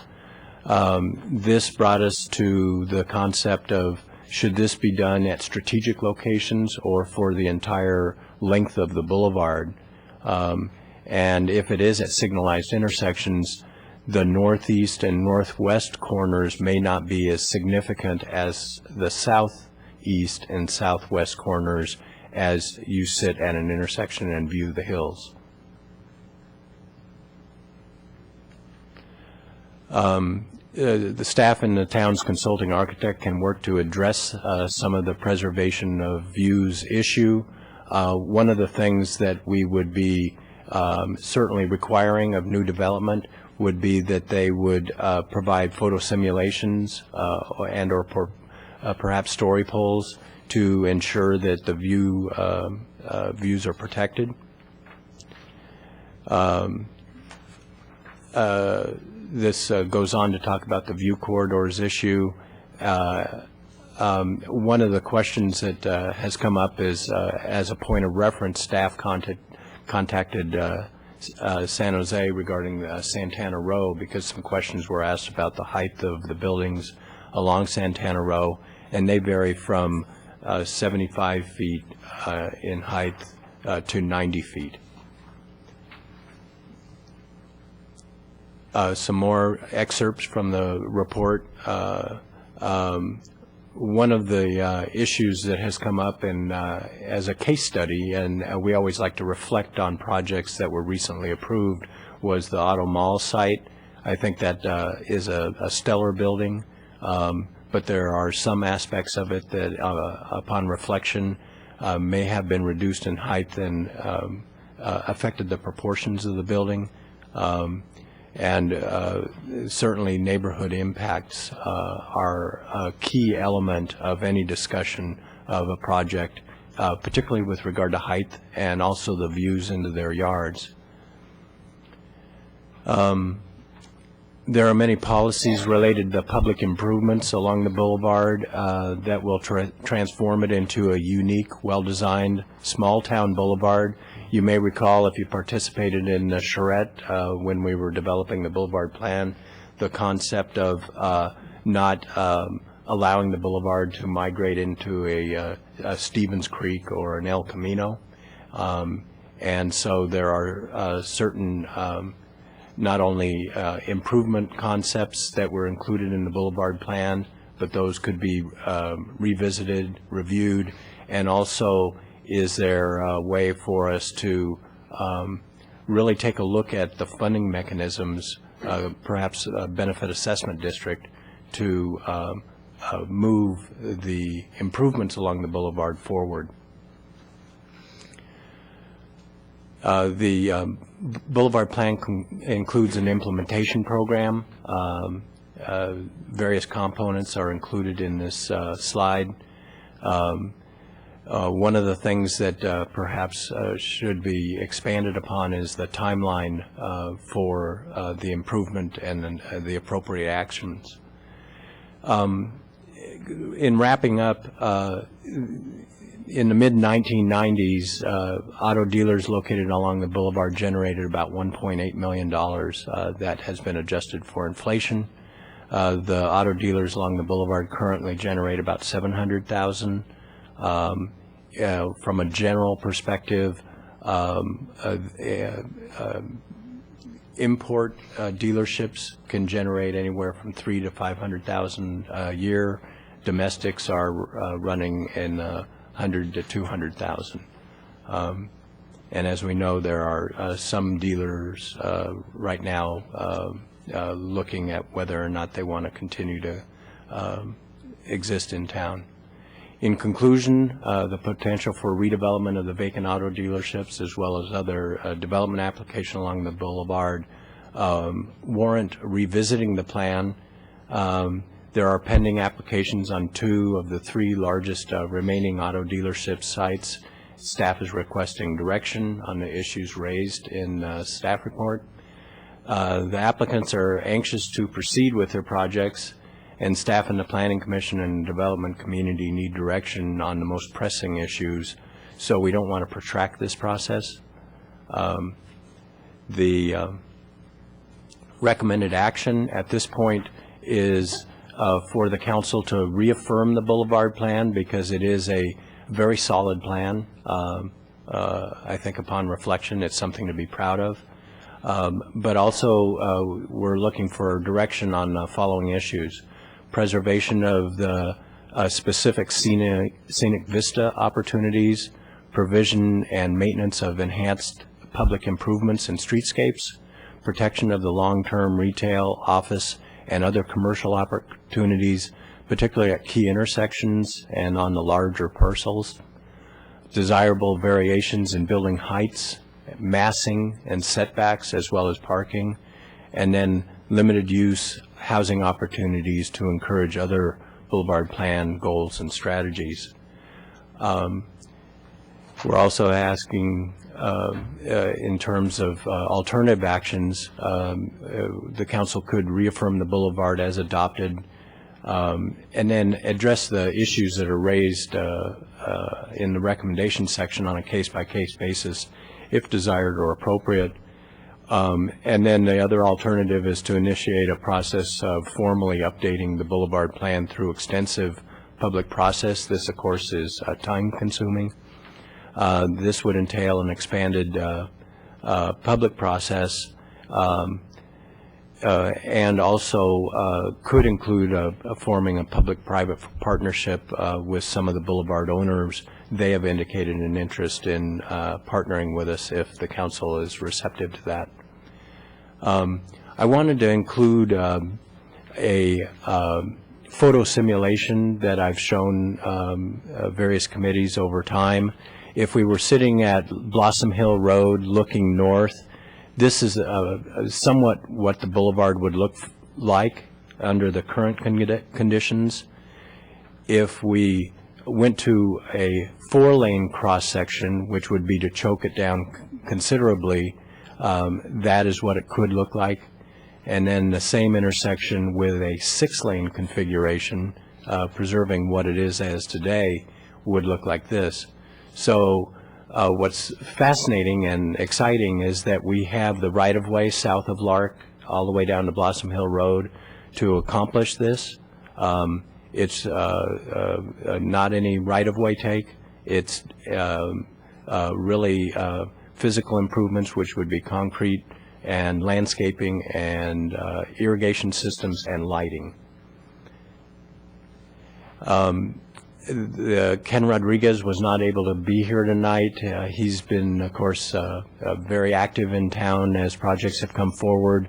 He put together a slide that shows all the different key intersections from up at Highway 85 on the north end to Blossom Hill on the south end here. And it is also on the wall along here. All the key intersections are put in that yellow color. And then he also put together a picture board that showed some kinds of the improvements that he thought might be interesting to consider along the boulevard. He asked that I present this on his behalf, not to assert any interest in it, but just because he couldn't be here this evening, he put some time into this and asked that it be considered. So that concludes our report. I want to thank a number of members of the Community Development Department, including Joel Paulson, Gene Hamilton, who served with us for just a few months and helped out on this, as well as Curtis Banks. Thank you, and that concludes the report. Thank you, Mr. Lortz. Mr. Larson, do you have your hand raised? Mr. Mayor, I'd just like to ask staff to turn the presentation back on so we can leave the recommendations up on the screen to aid council and public discussion, plus we'll have easy access to the visual graphics if the council wishes. Good one there. Okay. I'll look to council for questions of staff at this time. Seeing none, I will look to the public, and I have one card. Kevin Dare, please come forward and speak on this item.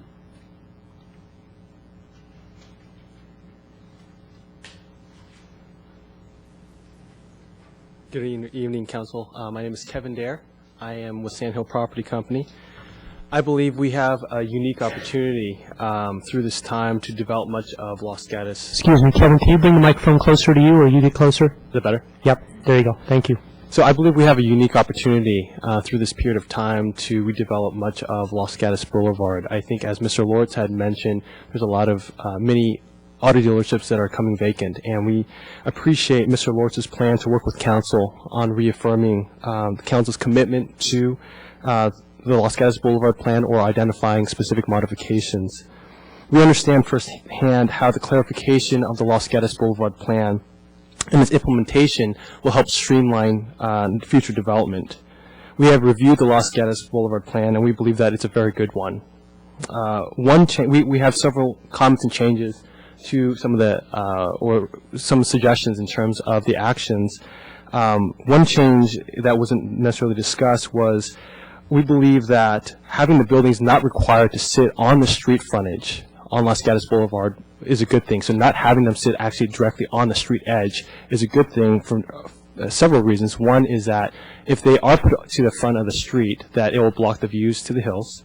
Number two, if all the of Los Gatos Boulevard is redeveloped under that directive, you can create a tunnel effect when you're driving up and down Los Gatos Boulevard. And third, it creates a poor retail format.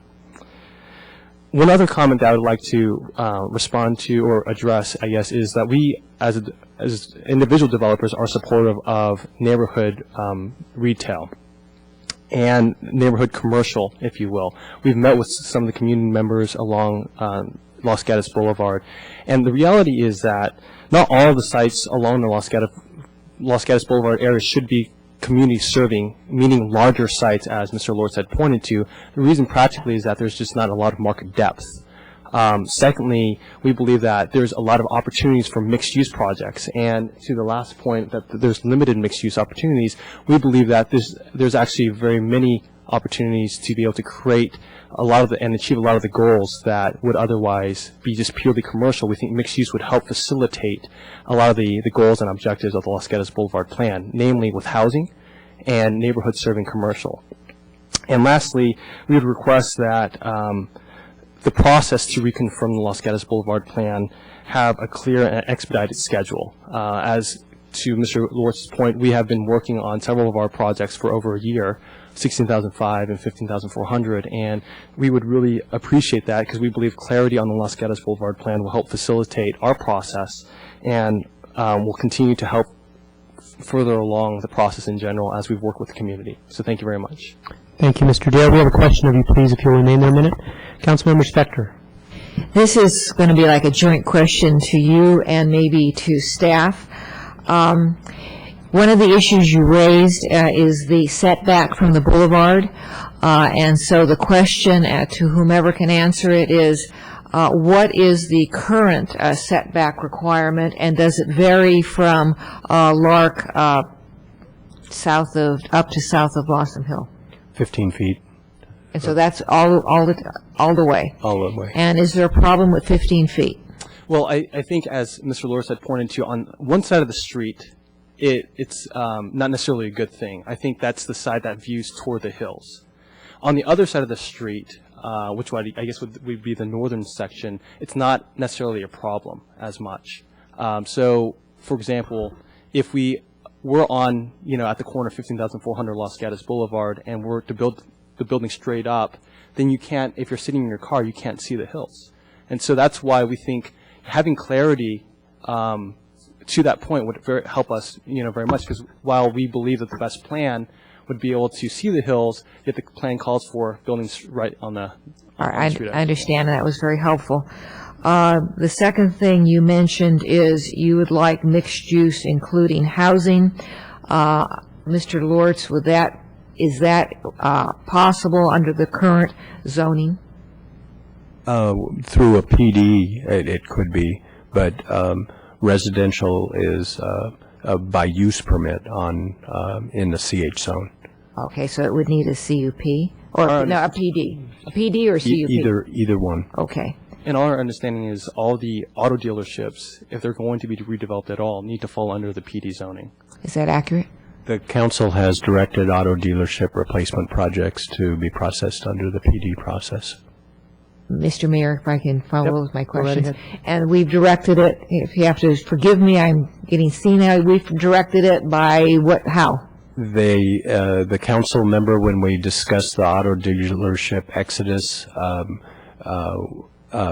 we had several different alternative recommended policies, and the council did not adopt any of those policies, but they did indicate by verbal action that they preferred that larger auto replacement projects be processed under the PD process. That answered my question. And besides the setback and the mixed use, including housing, I think you had a third.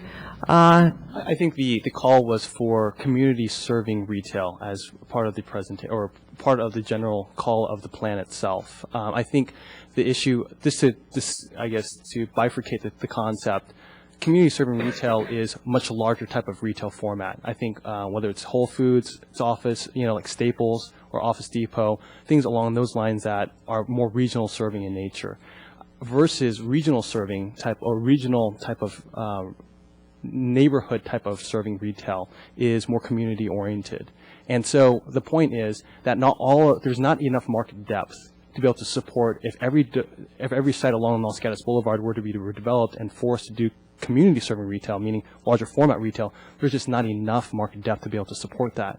So I think to have more of a holistic perspective and having an ability to have some neighborhood serving community, serving retail, and some larger format type of uses could be something that hopefully would be considered. All right, so that using your terminology, community and neighborhood, and Mr. Mayor, if I can direct. Of course you can. Right now, can we do neighborhood and community retail under our current zoning? Correct. We Yes, can. you can. All right.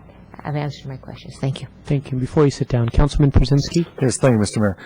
Very quickly, you talk about 2 properties on the boulevard. Just want to make sure we're talking about the 2 Swanson properties that That's your right, organization 16,005 owns. Los Gatos Not the Chevrolet dealership property at Blossom Hill, at Los Gatos Almaden and the boulevard. That's not one of your properties. It actually is. Okay, so you have 3 properties. That's correct. Well, in terms of the reference to the slides, we were talking about 2, but there is a third property that we're also discussing. All right, so that's clear. I appreciate that.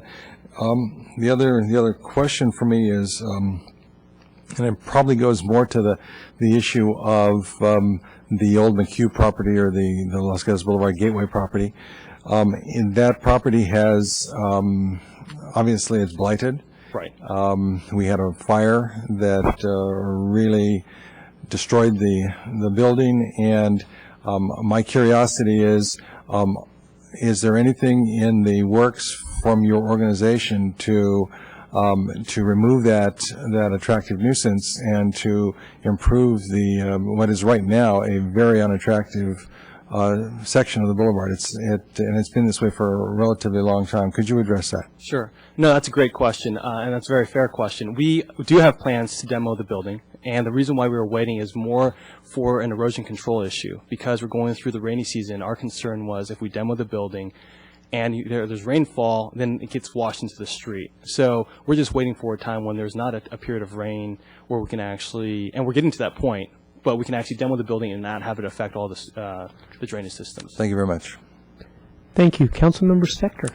With regard to that last response, I've been working with staff and explaining to them what your concerns are and working out a time frame with them. So, that's another fair question.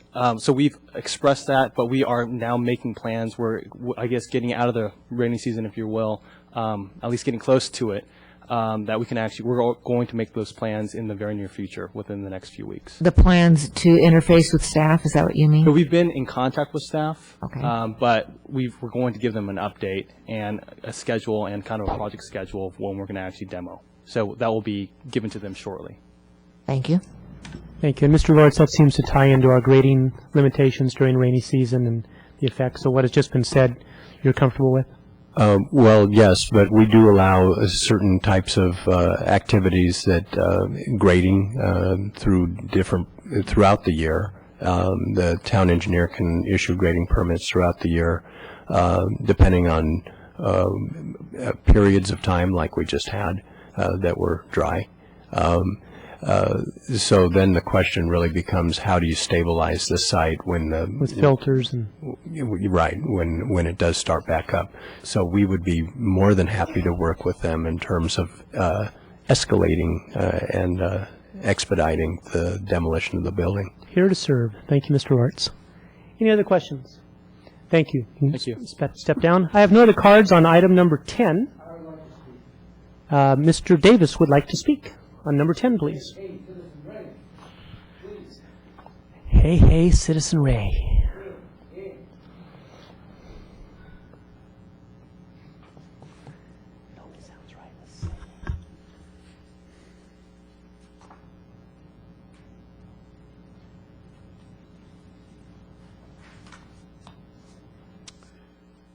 Yes, I heard the gentleman speak, and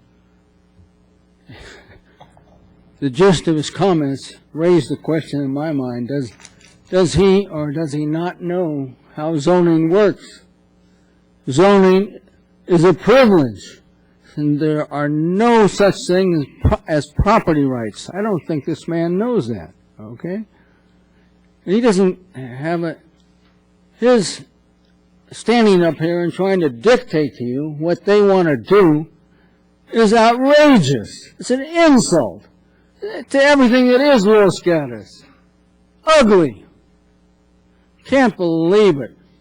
talks about mixed use and residential. He wants to turn Los Gatos Boulevard into Santana Row. Santana Row. Right here in the heart of Los Gatos. So he can make a buck at the expense of the community. Wonderful. So I want to protest it, because we went through the exact same thing at this brand new office building that has just opened up, okay? The fence is down at Lark and Los Gatos Boulevard. And look at that beautiful building there that the neighbors and the community pitched in to make sure whatever was built would represent Los Gatos values, okay? And it does. If you will remember, the architect, old Kenny Boy Rodriguez, had a two-story. He had phallic towers at both ends. It was all about the dollar bill and Kenny Rodriguez, okay? A friend of Ms. McNutt, okay? So, look what it is today after the Planning Commission and we, the people, the neighbors who care about our community, turned out in force, and look at the gorgeous local building with a view of the mountains that exists today. If you haven't gone by there, do it tomorrow and feel good, because the public process of Los Gatos worked without any help from Lortz. And he smiles at that. Of course he smiles at that. He gets his way through the back door.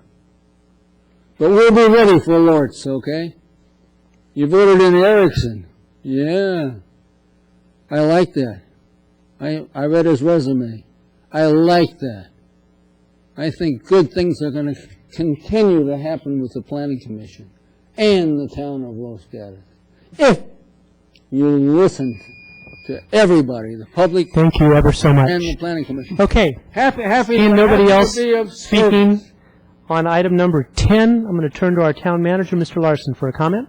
Mr. Mayor, members of the council, a couple of brief comments. First, I did want to highlight and commend Mr. Lortz for his years of leadership and service to the town of Los Gatos, including the original drafting of the Los Gatos Boulevard Plan and the reanalysis that's been conducted over the last several months and presented you tonight. In terms of the first speaker, Mr. Dare, from a significant property owner across the boulevard, staff does believe in their recommendations, that we've implicitly addressed some of his issues in a way that staff is comfortable. First, under the fourth bullet, the desirable variations in building heights, massing, setbacks, and parking, we think is a recognition that the same cookie-cutter formula doesn't work at all ends of the boulevard and continuously down the boulevard, and we're actually asking for your direction to come back with more specific recommendations on how to vary that appropriately within the general plan, zoning, and the Los Gatos Boulevard to create the variety along the boulevard that would be advantageous. Second, in mixed use, we do think there are some mixed use housing opportunities across the boulevard, but as implicit in the current boulevard plan with its goals, as well as the zoning that exists on the site, that the unlimited use of PDs along the boulevard to convert significant portions of it to predominantly housing is not in keeping with the boulevard plan, and that's why our emphasis is on limited mixed-use housing opportunities and really target those as ways to encourage the rest of the boulevard plan goals and strategies to move forward as reflected in the sixth bullet. Moving ahead quickly, given the property interests that are currently in play as depicted on the map that Bud showed earlier is clearly important. We don't want to lose sight of the long-term goals of this community. However, we do have an opportunity with so many parcels basically under ownership change and use change to move forward more rapidly with achievement of the boulevard plan. That's why staff recommended action is to reaffirm the boulevard plan and to let staff come back to you with specific recommendations in all 5 of those areas to basically acknowledge the strength of the public process that created the boulevard plan and not try to redo that with another comprehensive process, which would take a long time, but to accept that prior public input and to come back and clarify and tweak, basically in the order that's presented. First and foremost is to identify the key scenic vistas that need to preserve, largely for the southbound traffic, largely on the south side of the major and key intersections, also recognizing that not having every building over time be 35 feet tall right on the sidewalk frontage or 15 feet back will prevent that tunnel and preserve views rather than distinguish them. Second key issue that Mr. Lortz commented on in his graphic presentation is the need to really start moving towards focusing on the public improvements. The streetscape, the trees can make a significant enhancement to the boulevard and make it feel neighborhood and pedestrian friendly. We do recommend retaining the long-term use focus on retail, office, and commercial opportunities as key for the community, neighborhood well-being, as well as the town's financial well-being, given the loss of auto dealerships. And the last two issues we've already talked about in terms of variety and limited mixed-use housing opportunities. So that's staff recommendation for council consideration. Thank you for rephrasing what we have there. I'm going to exercise my right as the manager of this meeting, council, and I'm going to suggest that we look at item number 1 first and then item number 2. The public hearing portion is closed. We're now having council discussion. I know what I want to say, but I want to look to council first for what they want to say, because that's the way we do it. Mr. Brzezinski. Thank you, Mr. Mayor. As an individual who was part of the original Boulevard Charrette process and then was able to be at the early stages of the Boulevard plan as it has developed, I think that there's no question that we need to reaffirm the plan.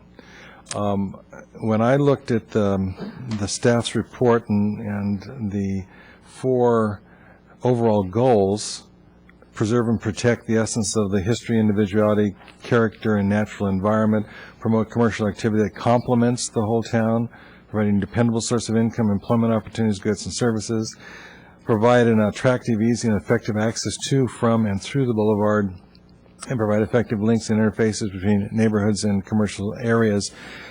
These are all good things.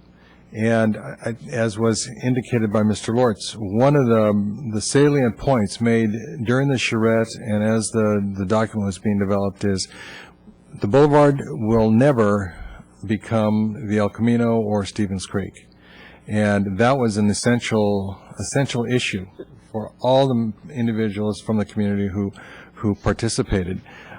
Now, it was also recognized that we could not do some of the grandiose plans until the commercial sector started to evolve and offer us opportunities, so that as new projects took place, then streetscape, some of the nodes, the other factors that were involved in the specifics of the plan could then be acted on. I think we're at a really crucial point right now in our history.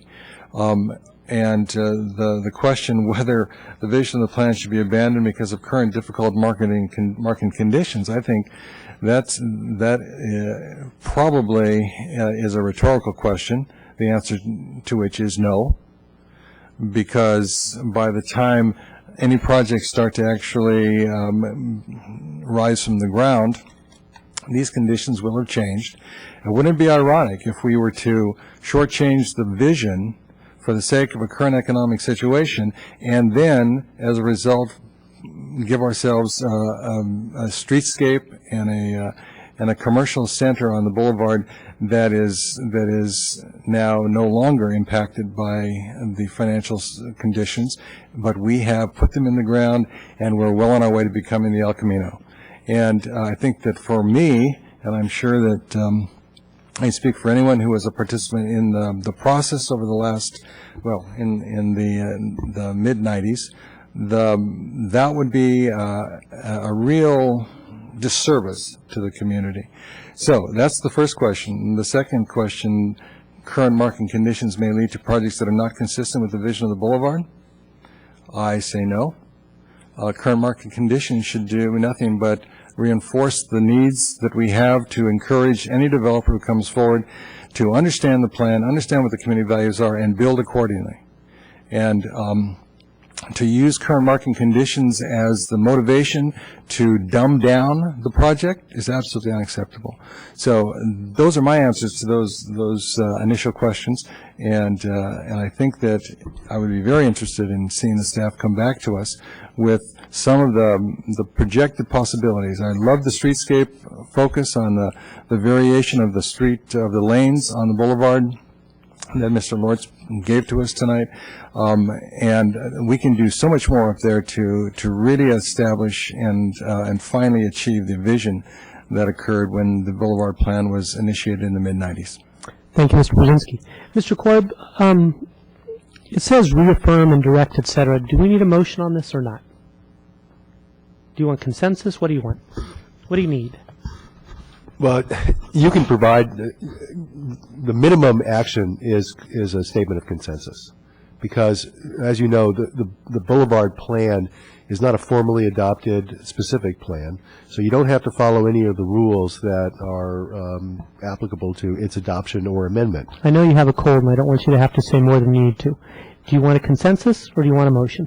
Well, if you can get a consensus from council, that would be satisfactory. Got it. Okay.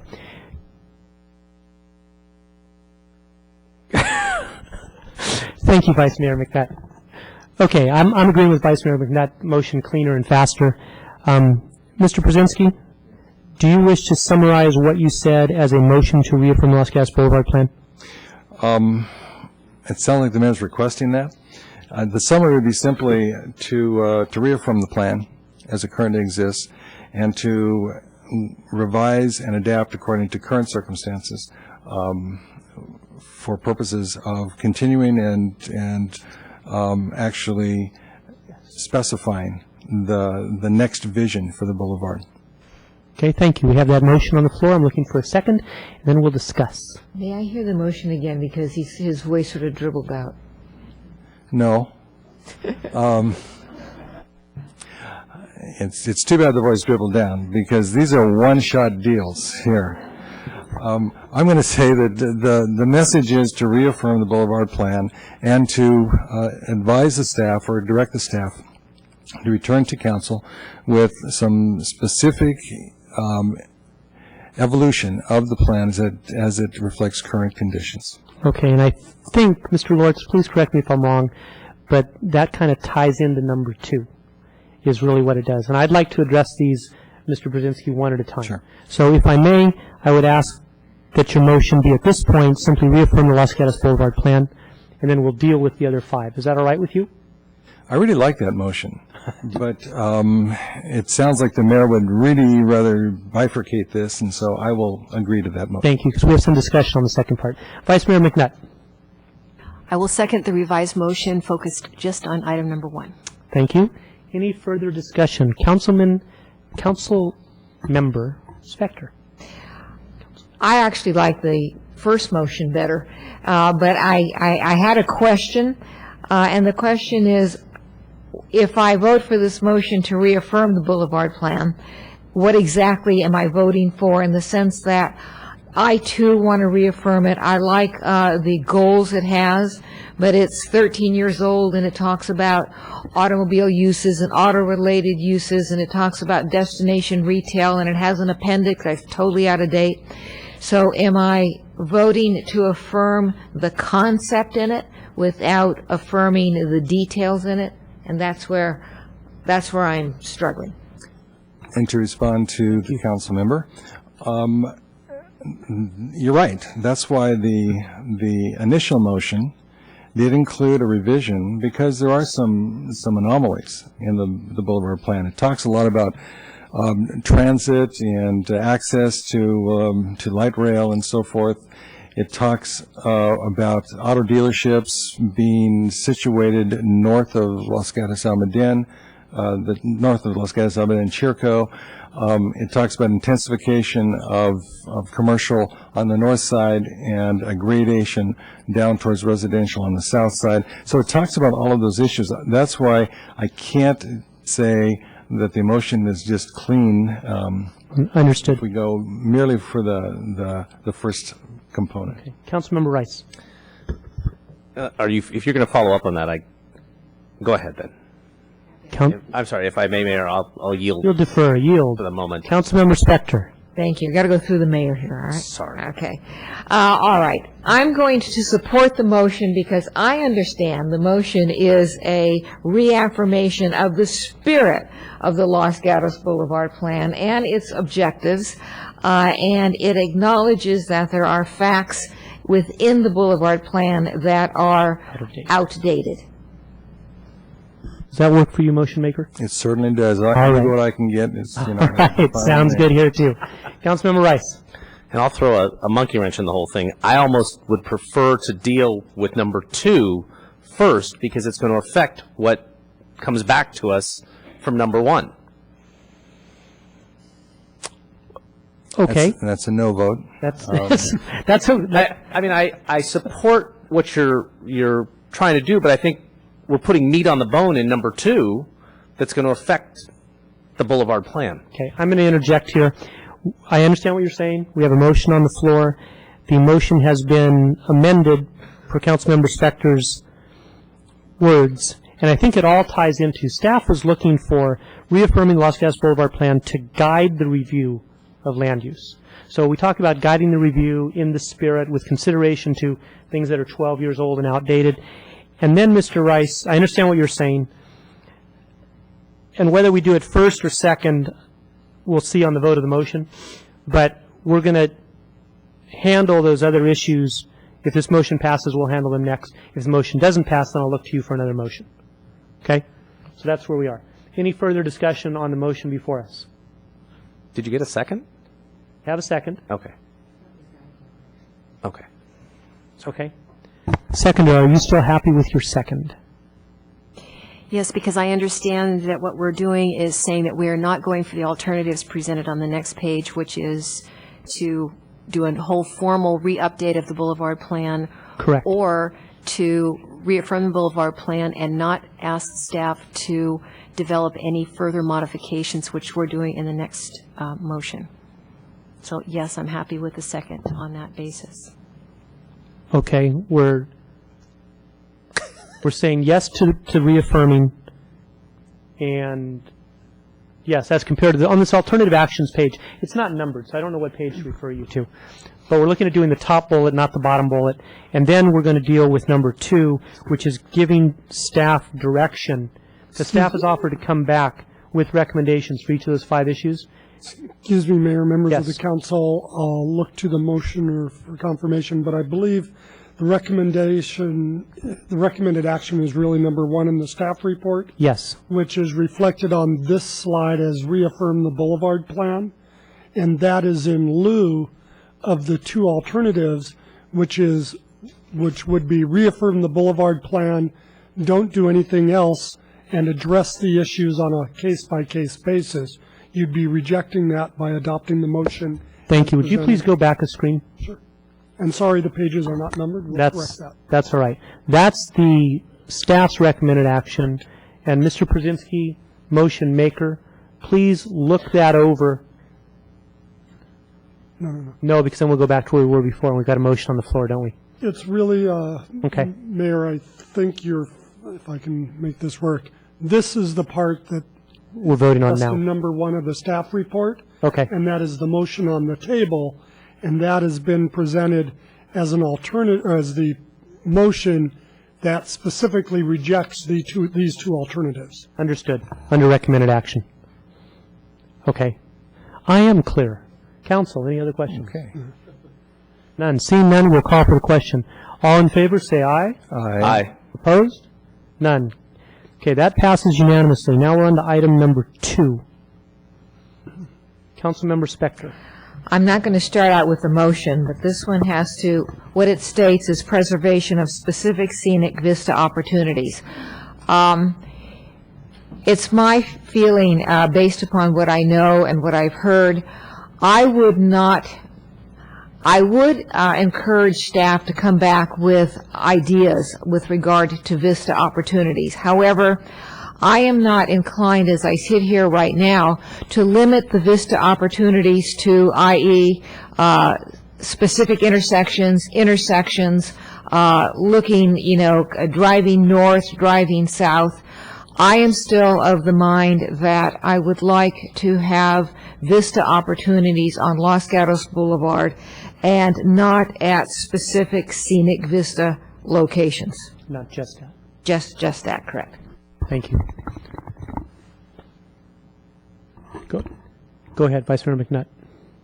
Thank you. Just to clarify, are we doing these one by one, or are we discussing them as a group? And thank you. What I'm looking at, what's before us for our considerations, we can look at them one by one. I think what I'm going to suggest to council, and let's talk about it. What I'm going to suggest to council is these 5 items have been broken down by staff. I think they all have merit. We probably each have our own 2 cents that we want to contribute about each of them. I know staff will be taking notes.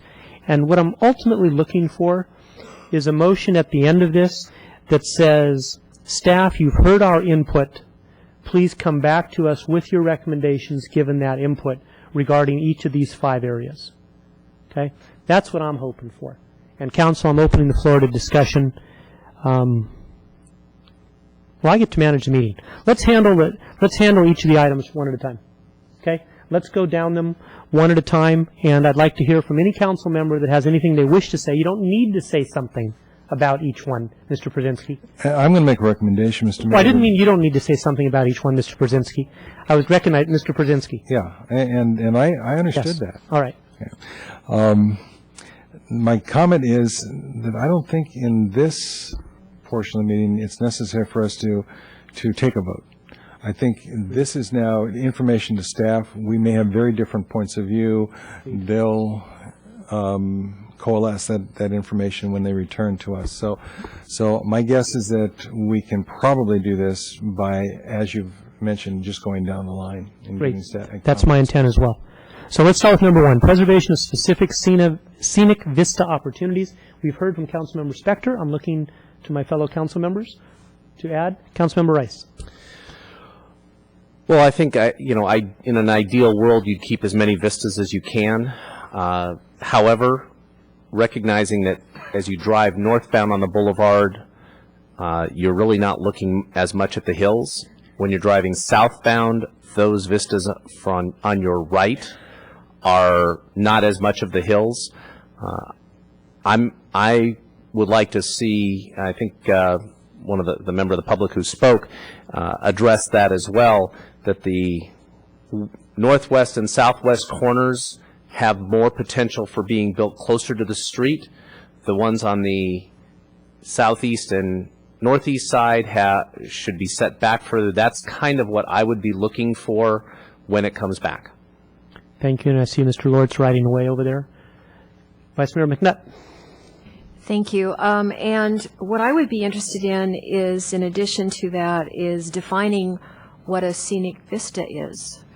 And I was also intrigued in the staff report, the reminder to us that a lot of those properties, the auto dealer properties, have very small trees, and if we start doing developments where there are larger trees, then that also is going to add or detract from the scenic vista, depending on how you define scenic vista. So I think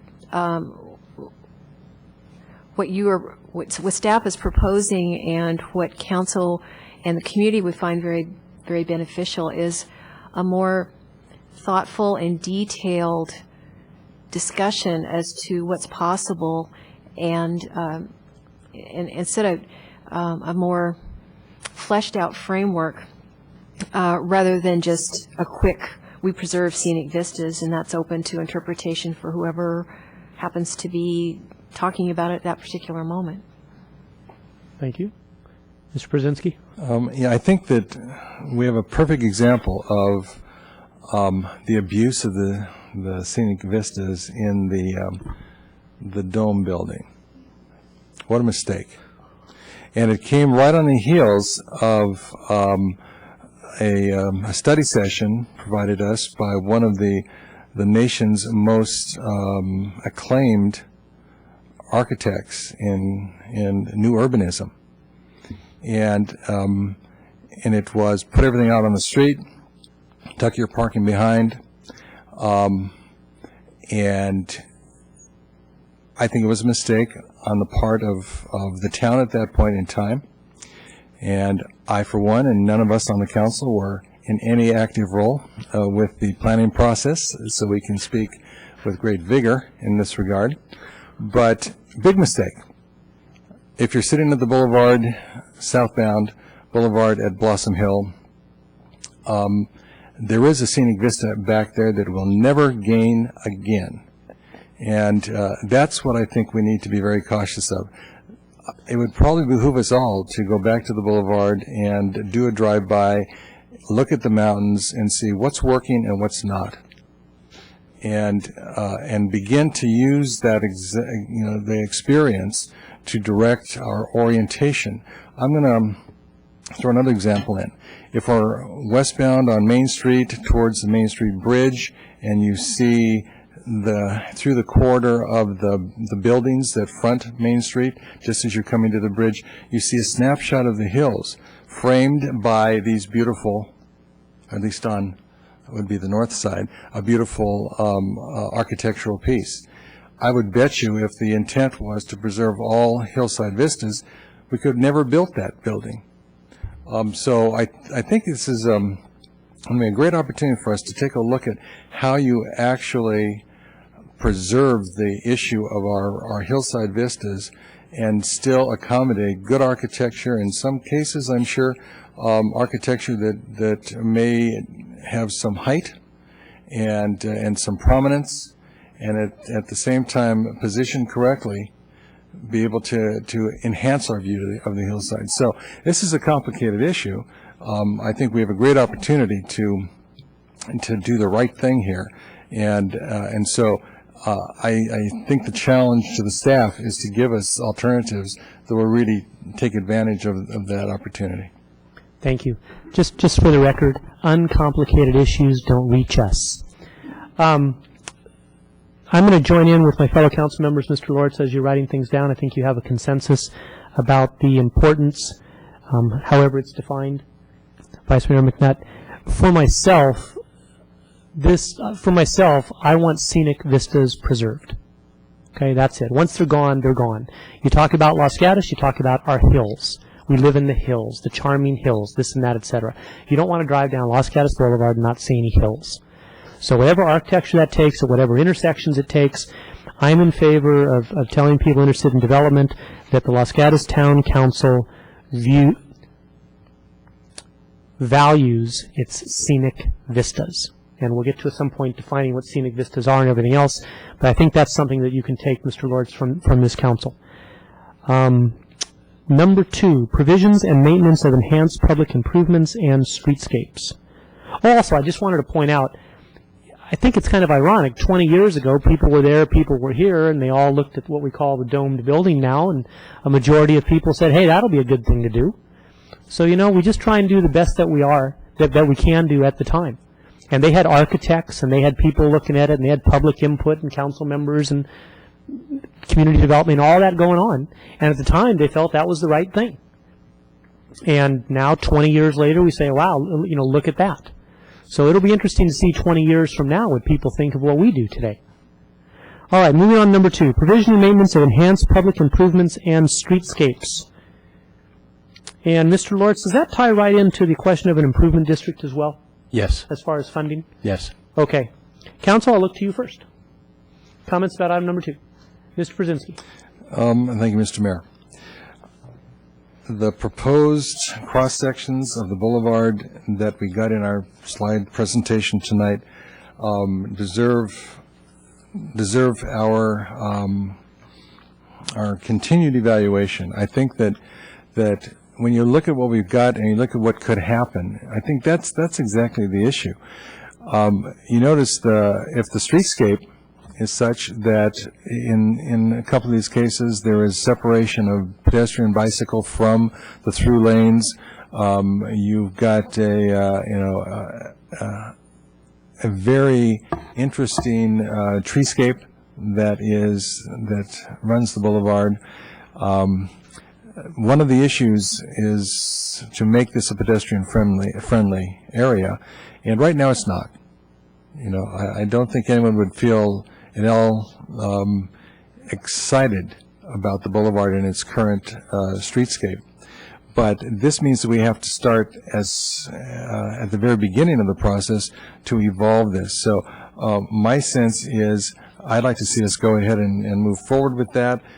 No question in my mind. But I'd also like us to ask the question about the boulevard north of Lark, because there is a section of the boulevard from Lark to Samaritan Drive that is, you know, very disjointed. There are commercial buildings that are pushed back to what will be the eventual build out of the boulevard. Then you've got a lot of residential properties in there that push out into the third lane on the east side going north, and I'm wondering when we are going to tackle that issue, because it sits within our jurisdiction as something that we have the ability to impact, and I don't know what we're waiting for. I don't know whether there are any plans whatsoever for our looking to those property owners to complete the boulevard, because if we're going to do this, we've got to do it from the north to the south, and we've got to do it in a single contiguous effort, as far as I'm concerned. And we can do that if we have established the boulevard in its eventual width, so that we can not have the current entrance to the town, the potpourri of really unacceptable properties that exist right now. Thank you. And Mr. Rice, before I get to you, and Ms. Spector, before I get to you, Mr. Lortz, you had something to respond? Just quickly on that subject, obviously given it a lot of thought over the years, is the question of whether or not, as an alternative, we could include north of Lark up to Samaritan as a alternative or an option as we look at a benefit assessment district. What caused us to be thinking about this more assertively at this point in time is because the turnover of all these properties. What an excellent opportunity this is for us to launch a discussion with the property owners about a benefit assessment district. What we'd be doing is bringing back to the council for discussion some ideas, and it would include north of Lark as an option, and then with direction we could go out and start pushing that process. Mr. Lortz, what are we defining Los Gatos Boulevard as right now? Blossom Hill to Lark? Blossom Hill to Lark as part of this discussion, but with the benefit assessment district and the improvements of the street itself. What Councilmember Prusinski has raised is an excellent option if the council is receptive to that. Obviously, the formula needs to be different on the benefit assessment. Okay, but we're getting ahead of ourselves there. I'm wondering if we're talking about a Los Gatos Boulevard plan, why aren't we talking about Los Gatos Boulevard from end to end? And that's what it would be. That's what we would be bringing back to you. 85 down to Main Street. Actually, it would be down to Blossom Hill unless you wanted us to go further than that. Can we go a little bit further, because we've got some commercial areas and properties that go south of Blossom Hill We could look at Roberts. that need some, they need some attention. Okay. Roberts and Shannon. Mr. Rice, you've been patient. Please go ahead. I'd actually probably go 2 more properties down beyond Roberts, because Honda's Going to change. on the other side of Roberts. Right. But that's part of it. And for me, when I look at this, I don't go beyond Lark on the north, because that's a whole different conversation around the North 40 for me at the moment. One of the things that I'd like to look at when we look at this is we go to these streetscapes. Could you go to the 4-lane version, please? That's my preference. With with appropriate spots, for example, southbound from, is it Spencer? No, what's the next one over? On the north side of the Swanson Ford property. You might have a right turn lane that's separated from Placer Oaks. Placer Oaks, thank you.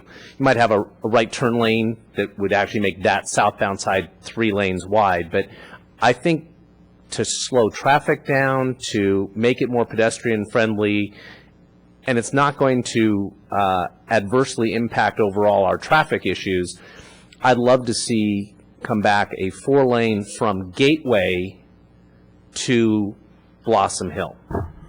Okay. I think from Lark to Gateway, I'd probably leave it at 6. Okay. But from Gateway down. Thank you. And Mr. Lords, before you respond, I want to quote Mr. Brzezinski here and not try and design from the dais and not try and get too detailed between this street and that street and the right turn lane and all the rest. I think what you're hearing is Councilmember Rice has said he'd like to see a proposed 4-lane cross-section. I, for one, want to see a 4 and a 6 so we can see the pluses and minuses of each, hear from the people, et cetera. What I'd like to look to council to right now, I think it's a fundamental question, is we're tackling Los Gatos Boulevard and we're tackling half a dozen issues that are enhancements to the existing Los Gatos Boulevard plan.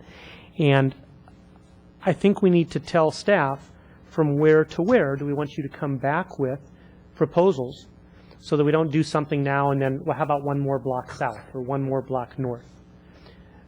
Any kind of input here from, let's just set boundaries and let our staff do their thing. Mr. Brzezinski. Thank you, Mr. Mayor. I agree with you. I think that if you look at the plan, one of the reasons why Blossom Hill is seen as a significant endpoint looking north is that the boulevard is 4 lanes south of Blossom Hill. Okay, so it already trunks down, and then it trunks down again at Van Meter School to 2 lanes. But if we look at the boulevard plan, it doesn't say we stop our vision at Blossom Hill. It takes us all the way down to, well, on the map, Van Meter. To Van Meter School, which is Nino. So that to me is really the extent of the boulevard vision. And you also notice in boulevard vision it talks about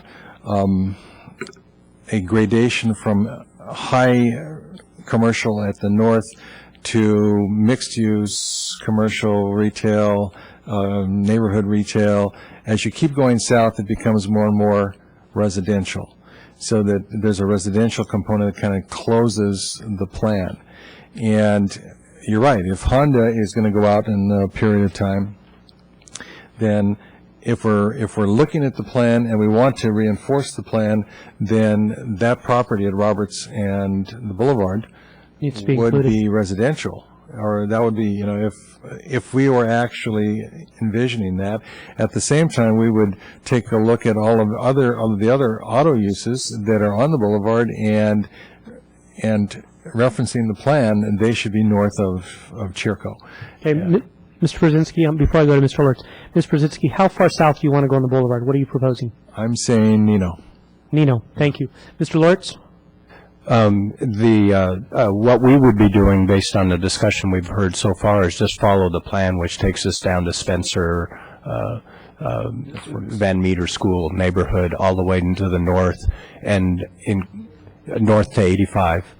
And within that, we would be also evaluating for your review the opportunities that might exist to choke down to 4 lanes at strategic locations. Okay, so Mr. Lortz, you're saying Los Gatos Boulevard from 85 to the north to Spencer to the south. Okay, I see council consensus heads nodding. Okay, that's done. Mr. Larson, you had an issue? It was that same issue. You're passed, okay. Mr. Rice, you spoke. Specter, we're done. Yes, Ms. McNutt. On the public improvements, I'm very eager to see what's possible more clearly defined, and I would hope that perhaps it could be done in phases, that we wouldn't have to wait until there was a huge glob of money available to do the whole thing. I am increasingly concerned about the Blossom Hill Boulevard intersection, because of, in a good way, the increased number of people who are walking. And I see the seniors that are headed to Visona from the terraces as they struggle to get across that intersection before the light turns. The students, of course, that are in that area, the families on the weekends, the dogs. I'm always worried about the dogs, too. So, you know, if there was a way to do it where we could use that intersection as a model and get that one going while we figure out financing for the whole thing. And I would be open to finding out what's possible on the special assessment district, but I'm not sure about that. But let's see what that would involve and what kind of support there is in the community for that. Thank you. You got those in your notes? Yes. All right, seeing no other comments, let's move on to number 3, protection of long-term retail, office, and other commercial opportunities at key intersections and on large parcels. Councilmember Spector. I'm going to combine this with E, because as we discussed before, we do have potential for retail, office, and commercial opportunities right now. I think the issue is that staff's raised is how much housing should we allow in there, be it by PD or CUP. And so I'm just going to address both of them at the same time. I think some housing is okay. And if you were to ask me, well, how much is some? 5%, 10%, 15%? I don't know. But some percentage is okay, a small percentage, so that we can focus on commercial. Thank you, Vice Mayor McNutt. Thank you. I really see the boulevard as an opportunity, or our last opportunity other than the North 40, to fill in the gaps that we have in services that we provide to the community. And it's our chance to, through retail development, figure out what we can provide to our residents so they don't have to go out of town and use their gas and create smog and all of those benefits, bad benefits, and also leave their sales tax dollars elsewhere. So what are the gaps that we have? And the gaps that I come up most frequently tend to be the kinds of commercial spaces that require a little bit more square footage than you can get in other parts of town. So to me, that's the number one important aspect of this as we look at how these develop. If we give up too much of that space for offices or for residential, then we're losing that opportunity. And I want to put my pitch in once again that I do about once a year for a sales tax leakage analysis so that we really know, possibly combine that with some focus groups, so that we really know how much our residents have to go out of town to get the goods and services that they need. In terms of housing, again, I see this as an opportunity to develop I call it specialty housing, the housing, again, where we have a need. So, for example, we've already identified that we have a growing senior population and that we have a weakness in our housing stock for seniors at both ends of the economic spectrum. We need more affordable housing for seniors, both for purchase and for rental, and we need more high-end housing for seniors who want to live in a different type of home than the traditional home where they've raised their family. So here we've got some large parcels. To me, when you talk about mixed use and who would want to live in an area where you go downstairs or out the front door and have available within a very quick walk the kind of neighborhood commercial that's there. This is an opportunity to make that happen. So protection of long-term mixed retail, office, and commercial mixed use, I see all of those as possible to really try to hone in on those areas that we are missing. And when I hear a comment like there's not market depth for a certain type of development, you know, you got to show me the data. You have to show all of us the data. We're a data-driven council here, so we have our own perceptions as to what kinds of stores should go in. But I think there's a lot that can be done that would enhance our community through very careful development in those areas. Thank you. Mr. Rice?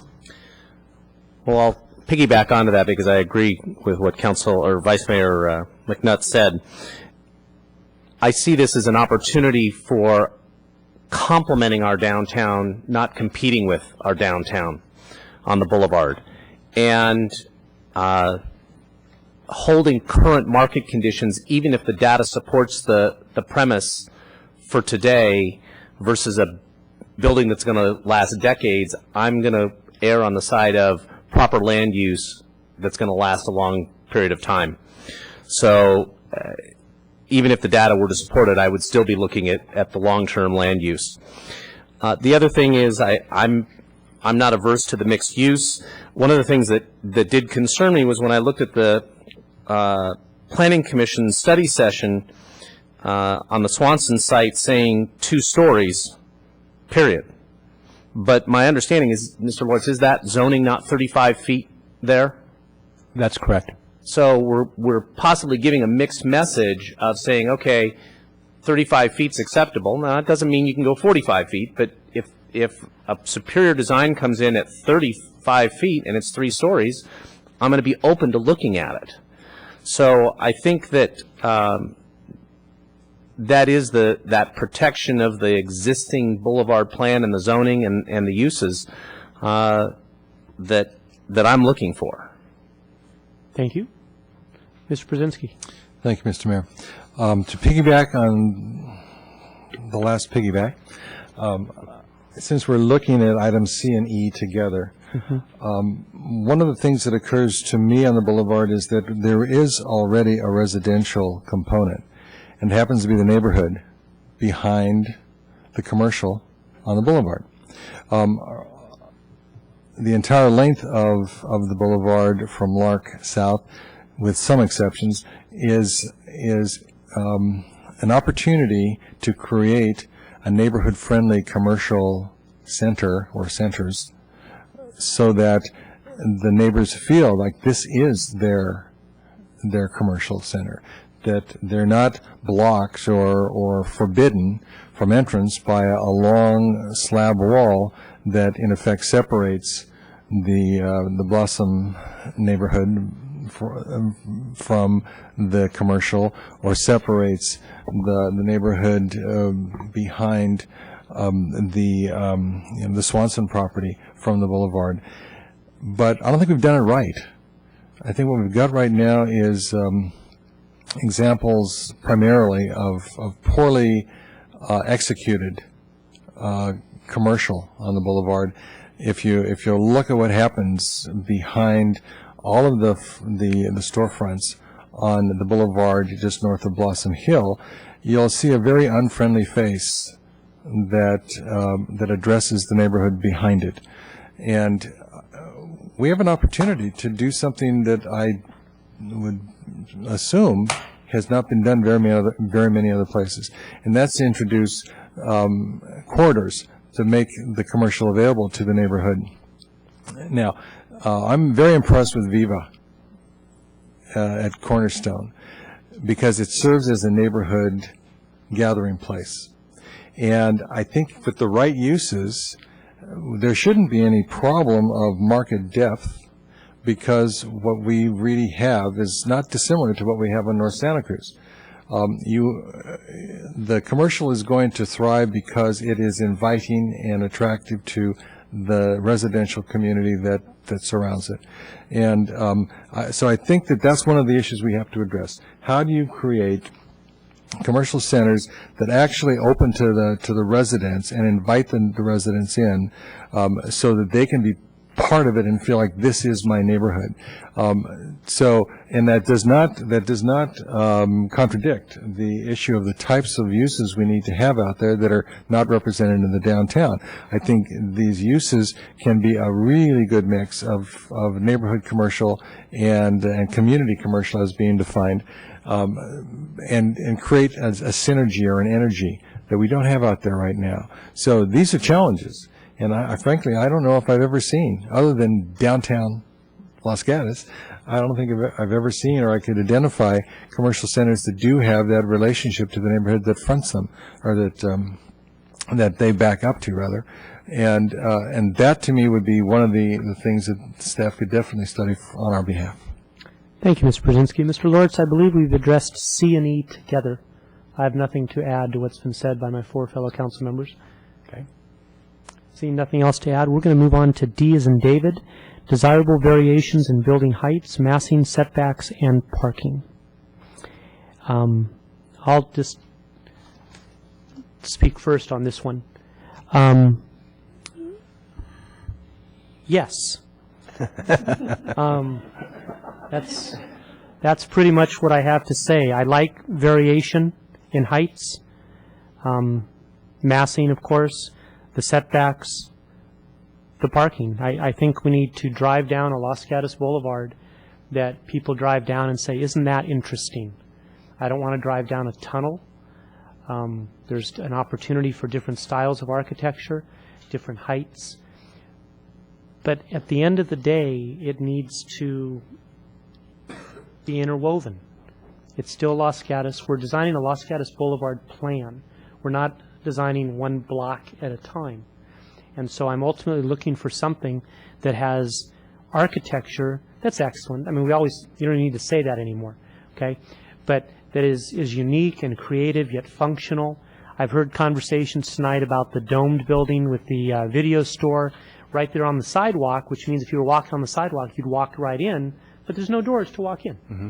So you need to address those kinds of things. I heard a comment this evening by one of the applicants for planning about the Office Depot building being at an angle perpendicular to Highway 9, to Los Gatos Boulevard, mm-hmm. Okay, that allowed for convenient parking and access and put some art in the front that faces. So I think there's a lot of opportunities. But to D, I would just say yes, and I look forward to your bringing back different options for our consideration. Council. Madam, Mrs. Spector. Thank you. All right, mine is yes, but mine has more words than the mayor's did. Question, first of all. We're talking about 35 feet as a current given or opportunity, and I've always thought of one story is 15 to 20 feet, but from a planning point of view, what is it? One story in a commercial setting could be 15 feet, but as we know, we've seen one story be 30 feet. So I sort of cringe when people say stories, because it can mean a lot of different things. That's why I prefer to go to the height issue. But when we're talking about stepping buildings back, those are the types of ideas that I think we really want to be thinking about. If the buildings are front, then we're talking about stepping back in terms of the height. All right, and understanding that, I'm also concerned about using stories, because now that you tell me that a commercial building, one story could be 30 feet, and then we're talking about 3 stories, so we're talking about 90 feet. From your perspective, what are the different heights that you think that we should be considering when you come back to us? What I would be suggesting is stepping the buildings back to a total height of 35 feet, which is what the code allows. Okay. So you're not asking for more than the code allows, or suggesting more than the code allows. All right. So I think that having staff come back with these differing heights going up to 35 feet and giving us recommendations on the locations of the taller buildings, I think that's good. The issue of having the taller building near Los Gatos Boulevard is something that's going to have to be examined because it could block the hillside, it could create a tunnel effect, it could create an urban versus a town ambiance. On the other hand, there would be some that say yes, but it puts a building on the street for retail access. But then on the other hand, and as the mayor said, if it was easy, it wouldn't be here. On the other hand, we have the buildings that have already been built that have the retail near the street, but then no one uses the door on the street. They still go to the parking in the back, which gets to the parking issue. I can appreciate putting the parking in the back because then you have the street access for the pedestrian-friendly boulevard. But if you put the parking in the front, then you have the issue of it looking not pedestrian-friendly. I'm not giving you any answers. I'm just raising all the issues that are running around in my head. Okay, it doesn't look pedestrian-friendly. You could compromise that or try to address it by putting in some kind of a green barrier between the boulevard and the parking that is in front of the building. And then, let's see, the setbacks. So that means you can look at setbacks that are greater than 15 feet, and you can look at parking that is both behind the building and in front of it. So I say all options are open for review with the overriding consideration that, as I think the mayor or somebody else said, we are looking for something to unify this boulevard. And I don't know if it's trees or whatever. Then you get into the issue, and I wanted to add that to the Vista discussion of looking at Vista versus trees. That's all. That's all? All right. Yeah, it's interesting, isn't it, to block a vista with trees? Mr. Rice. Well, I was blocking a vista with trees. Okay. I'll just reiterate my belief that the zoning is appropriate and that the 35 feet is what's going to override, the issue there. But to me, really, A, B, C, and E are going to dictate D. All the various uses and the balance that you've got to do is going to give you a bunch of different looks to the boulevard, but that we want a unifying theme from top to bottom. And I think that it's a challenge, but boy, what an exciting opportunity at the same time. It is. It's tremendous. And we have learned a lot as we've designed buildings along the boulevard, how difficult this is. And right now the boulevard plan speaks to it, but it's fairly generic in its comments. And what we're hoping to with this item D, and that's why I enjoyed your yes, is, and Council Members Spector's detail of all of the different issues that she mentioned all have to be incorporated into how we're going to respond to this item D. There are ways to do it. And we have to define those. So I think we've got direction if there's consensus. And we know on with your that 25 years experience doing this, you'll bring back some interesting options for us to consider. You bet. Anything else to be said on D? All right, so D is done. And that finishes item number, 10? 11? 10? Thank you, 10. Mr. Lawrence, I believe you received all the direction you need, so 10 is done. Okay, we are now moving back to the Citizen Ray polled consent items 1, 3, and 6. Citizen Ray, I'm going to give you 5 minutes to speak on these 3 items. Good night, everyone. Thank you for coming. Mr. Erickson. Erickson? Are you Erickson? Oh, okay. Who's Erickson? I want to shake his hand. Guess he's not here. Maybe he's back there. There, look at him. Very good. Way to go, Mr. Erickson. A very principled man from his resume, okay? A man with a long-term interest in the public interest. Beautiful. Okay? We'll welcome you at the Planning Commission. Number one. It says here under the Treasurer's Report. You're supposed to read what I'm talking about. Come on. It's teamwork, Mr. Mayor.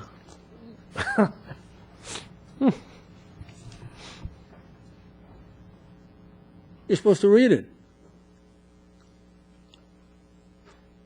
I'm talking on number one. If you wish me to do that during your time. Subject, Treasurer's Reports for November and December 2008. Yes, indeed.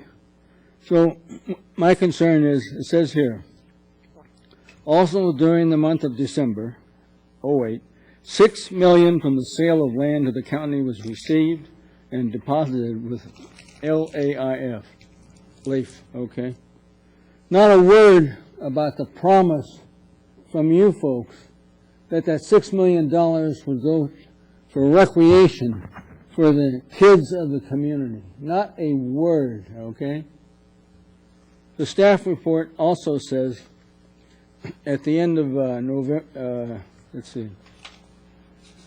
at the end of December 31st, 2008, the portfolio summation for the investment portfolio of Los Gatos amounts now to $79,618,000, up $10 million from a year ago. Now, I don't want to hear anybody pour mouth our fiscal situation, okay? I heard some of that in the state of the town tonight. Pour mouthing. Doesn't register with me, and I have the facts to prove it, okay? So much for that. Then, on to number 3. Adopt resolution, you want to read that? Not on my time, on your time. Can you stop the time for a minute, please? Thank you. Mr. Corp, can you please give me direction here? I don't want to just blurt out something because I sometimes do that. I want to be appropriate here. You've called the items. They're on consent by number. Nothing more needs to be said. If the speaker wants to have the item described, he can do so himself on his own time. Yeah. You're not required. Thank you. That is so disgusting. That's what I thought. Okay. Where did you ever get this man? He hasn't the slightest interest in the public interest. What a schlemiel. And that has been the standard practice in this town, okay, for these items. And you don't want to follow the standard practice? So be it, okay? What I'm going to talk about is the town adoption of a new contract for the town manager, okay? I'm going to read what the staff report says. In accordance with the agreement, Council met in closed session to conduct a formal and structured evaluation of the town manager's performance. Mr. Larson over here, covering calendar year 2008. On the basis of that evaluation, Council determined that all performance goals and objectives for the evaluation period were met or exceeded. And I think that needs to be made a part of the public record, okay? I don't think it should be hidden on the consent calendar. I think this new man has done a tremendous, outstanding job to date, okay? And I think you need to go on record to that effect. So that's why I'm bringing it up. Hooray for Greg Larson. Hooray for honesty and integrity in local government, okay? So much for that. Lastly, I'm getting down to seconds, okay? Proposition 1B, local streets and road funds, okay? The town has put in for $470,000 for road funds for a street project, sidewalk project, curb and gutter from Camino del Cerro back towards Blossom Hill School. Wonderful. What a fantastic project. the priority of that is not to be believed. And I agree with everything that Mr. Larson and the Public Works Director have done. Mr. Capurso. Thank you. We'll leave it on the wonderful compliments of Mr. Larson and Mr. Capurso. That will close the public portion regarding consent items 1, 3, and 6. Council, any further discussion on your part of 1, 3, and 6? Seeing none, I will call for the... I can do these together, correct? Yeah. I can. I'm going to look for a motion. I'm not a rookie at this. I'm on it. Yes, Mr. Rice? I'll move approval of consent items 1, 3, and 6. So moved, so seconded. Any further discussion? Seeing none. All in favor say aye. Aye. Aye. Opposed? None. Meeting adjourned.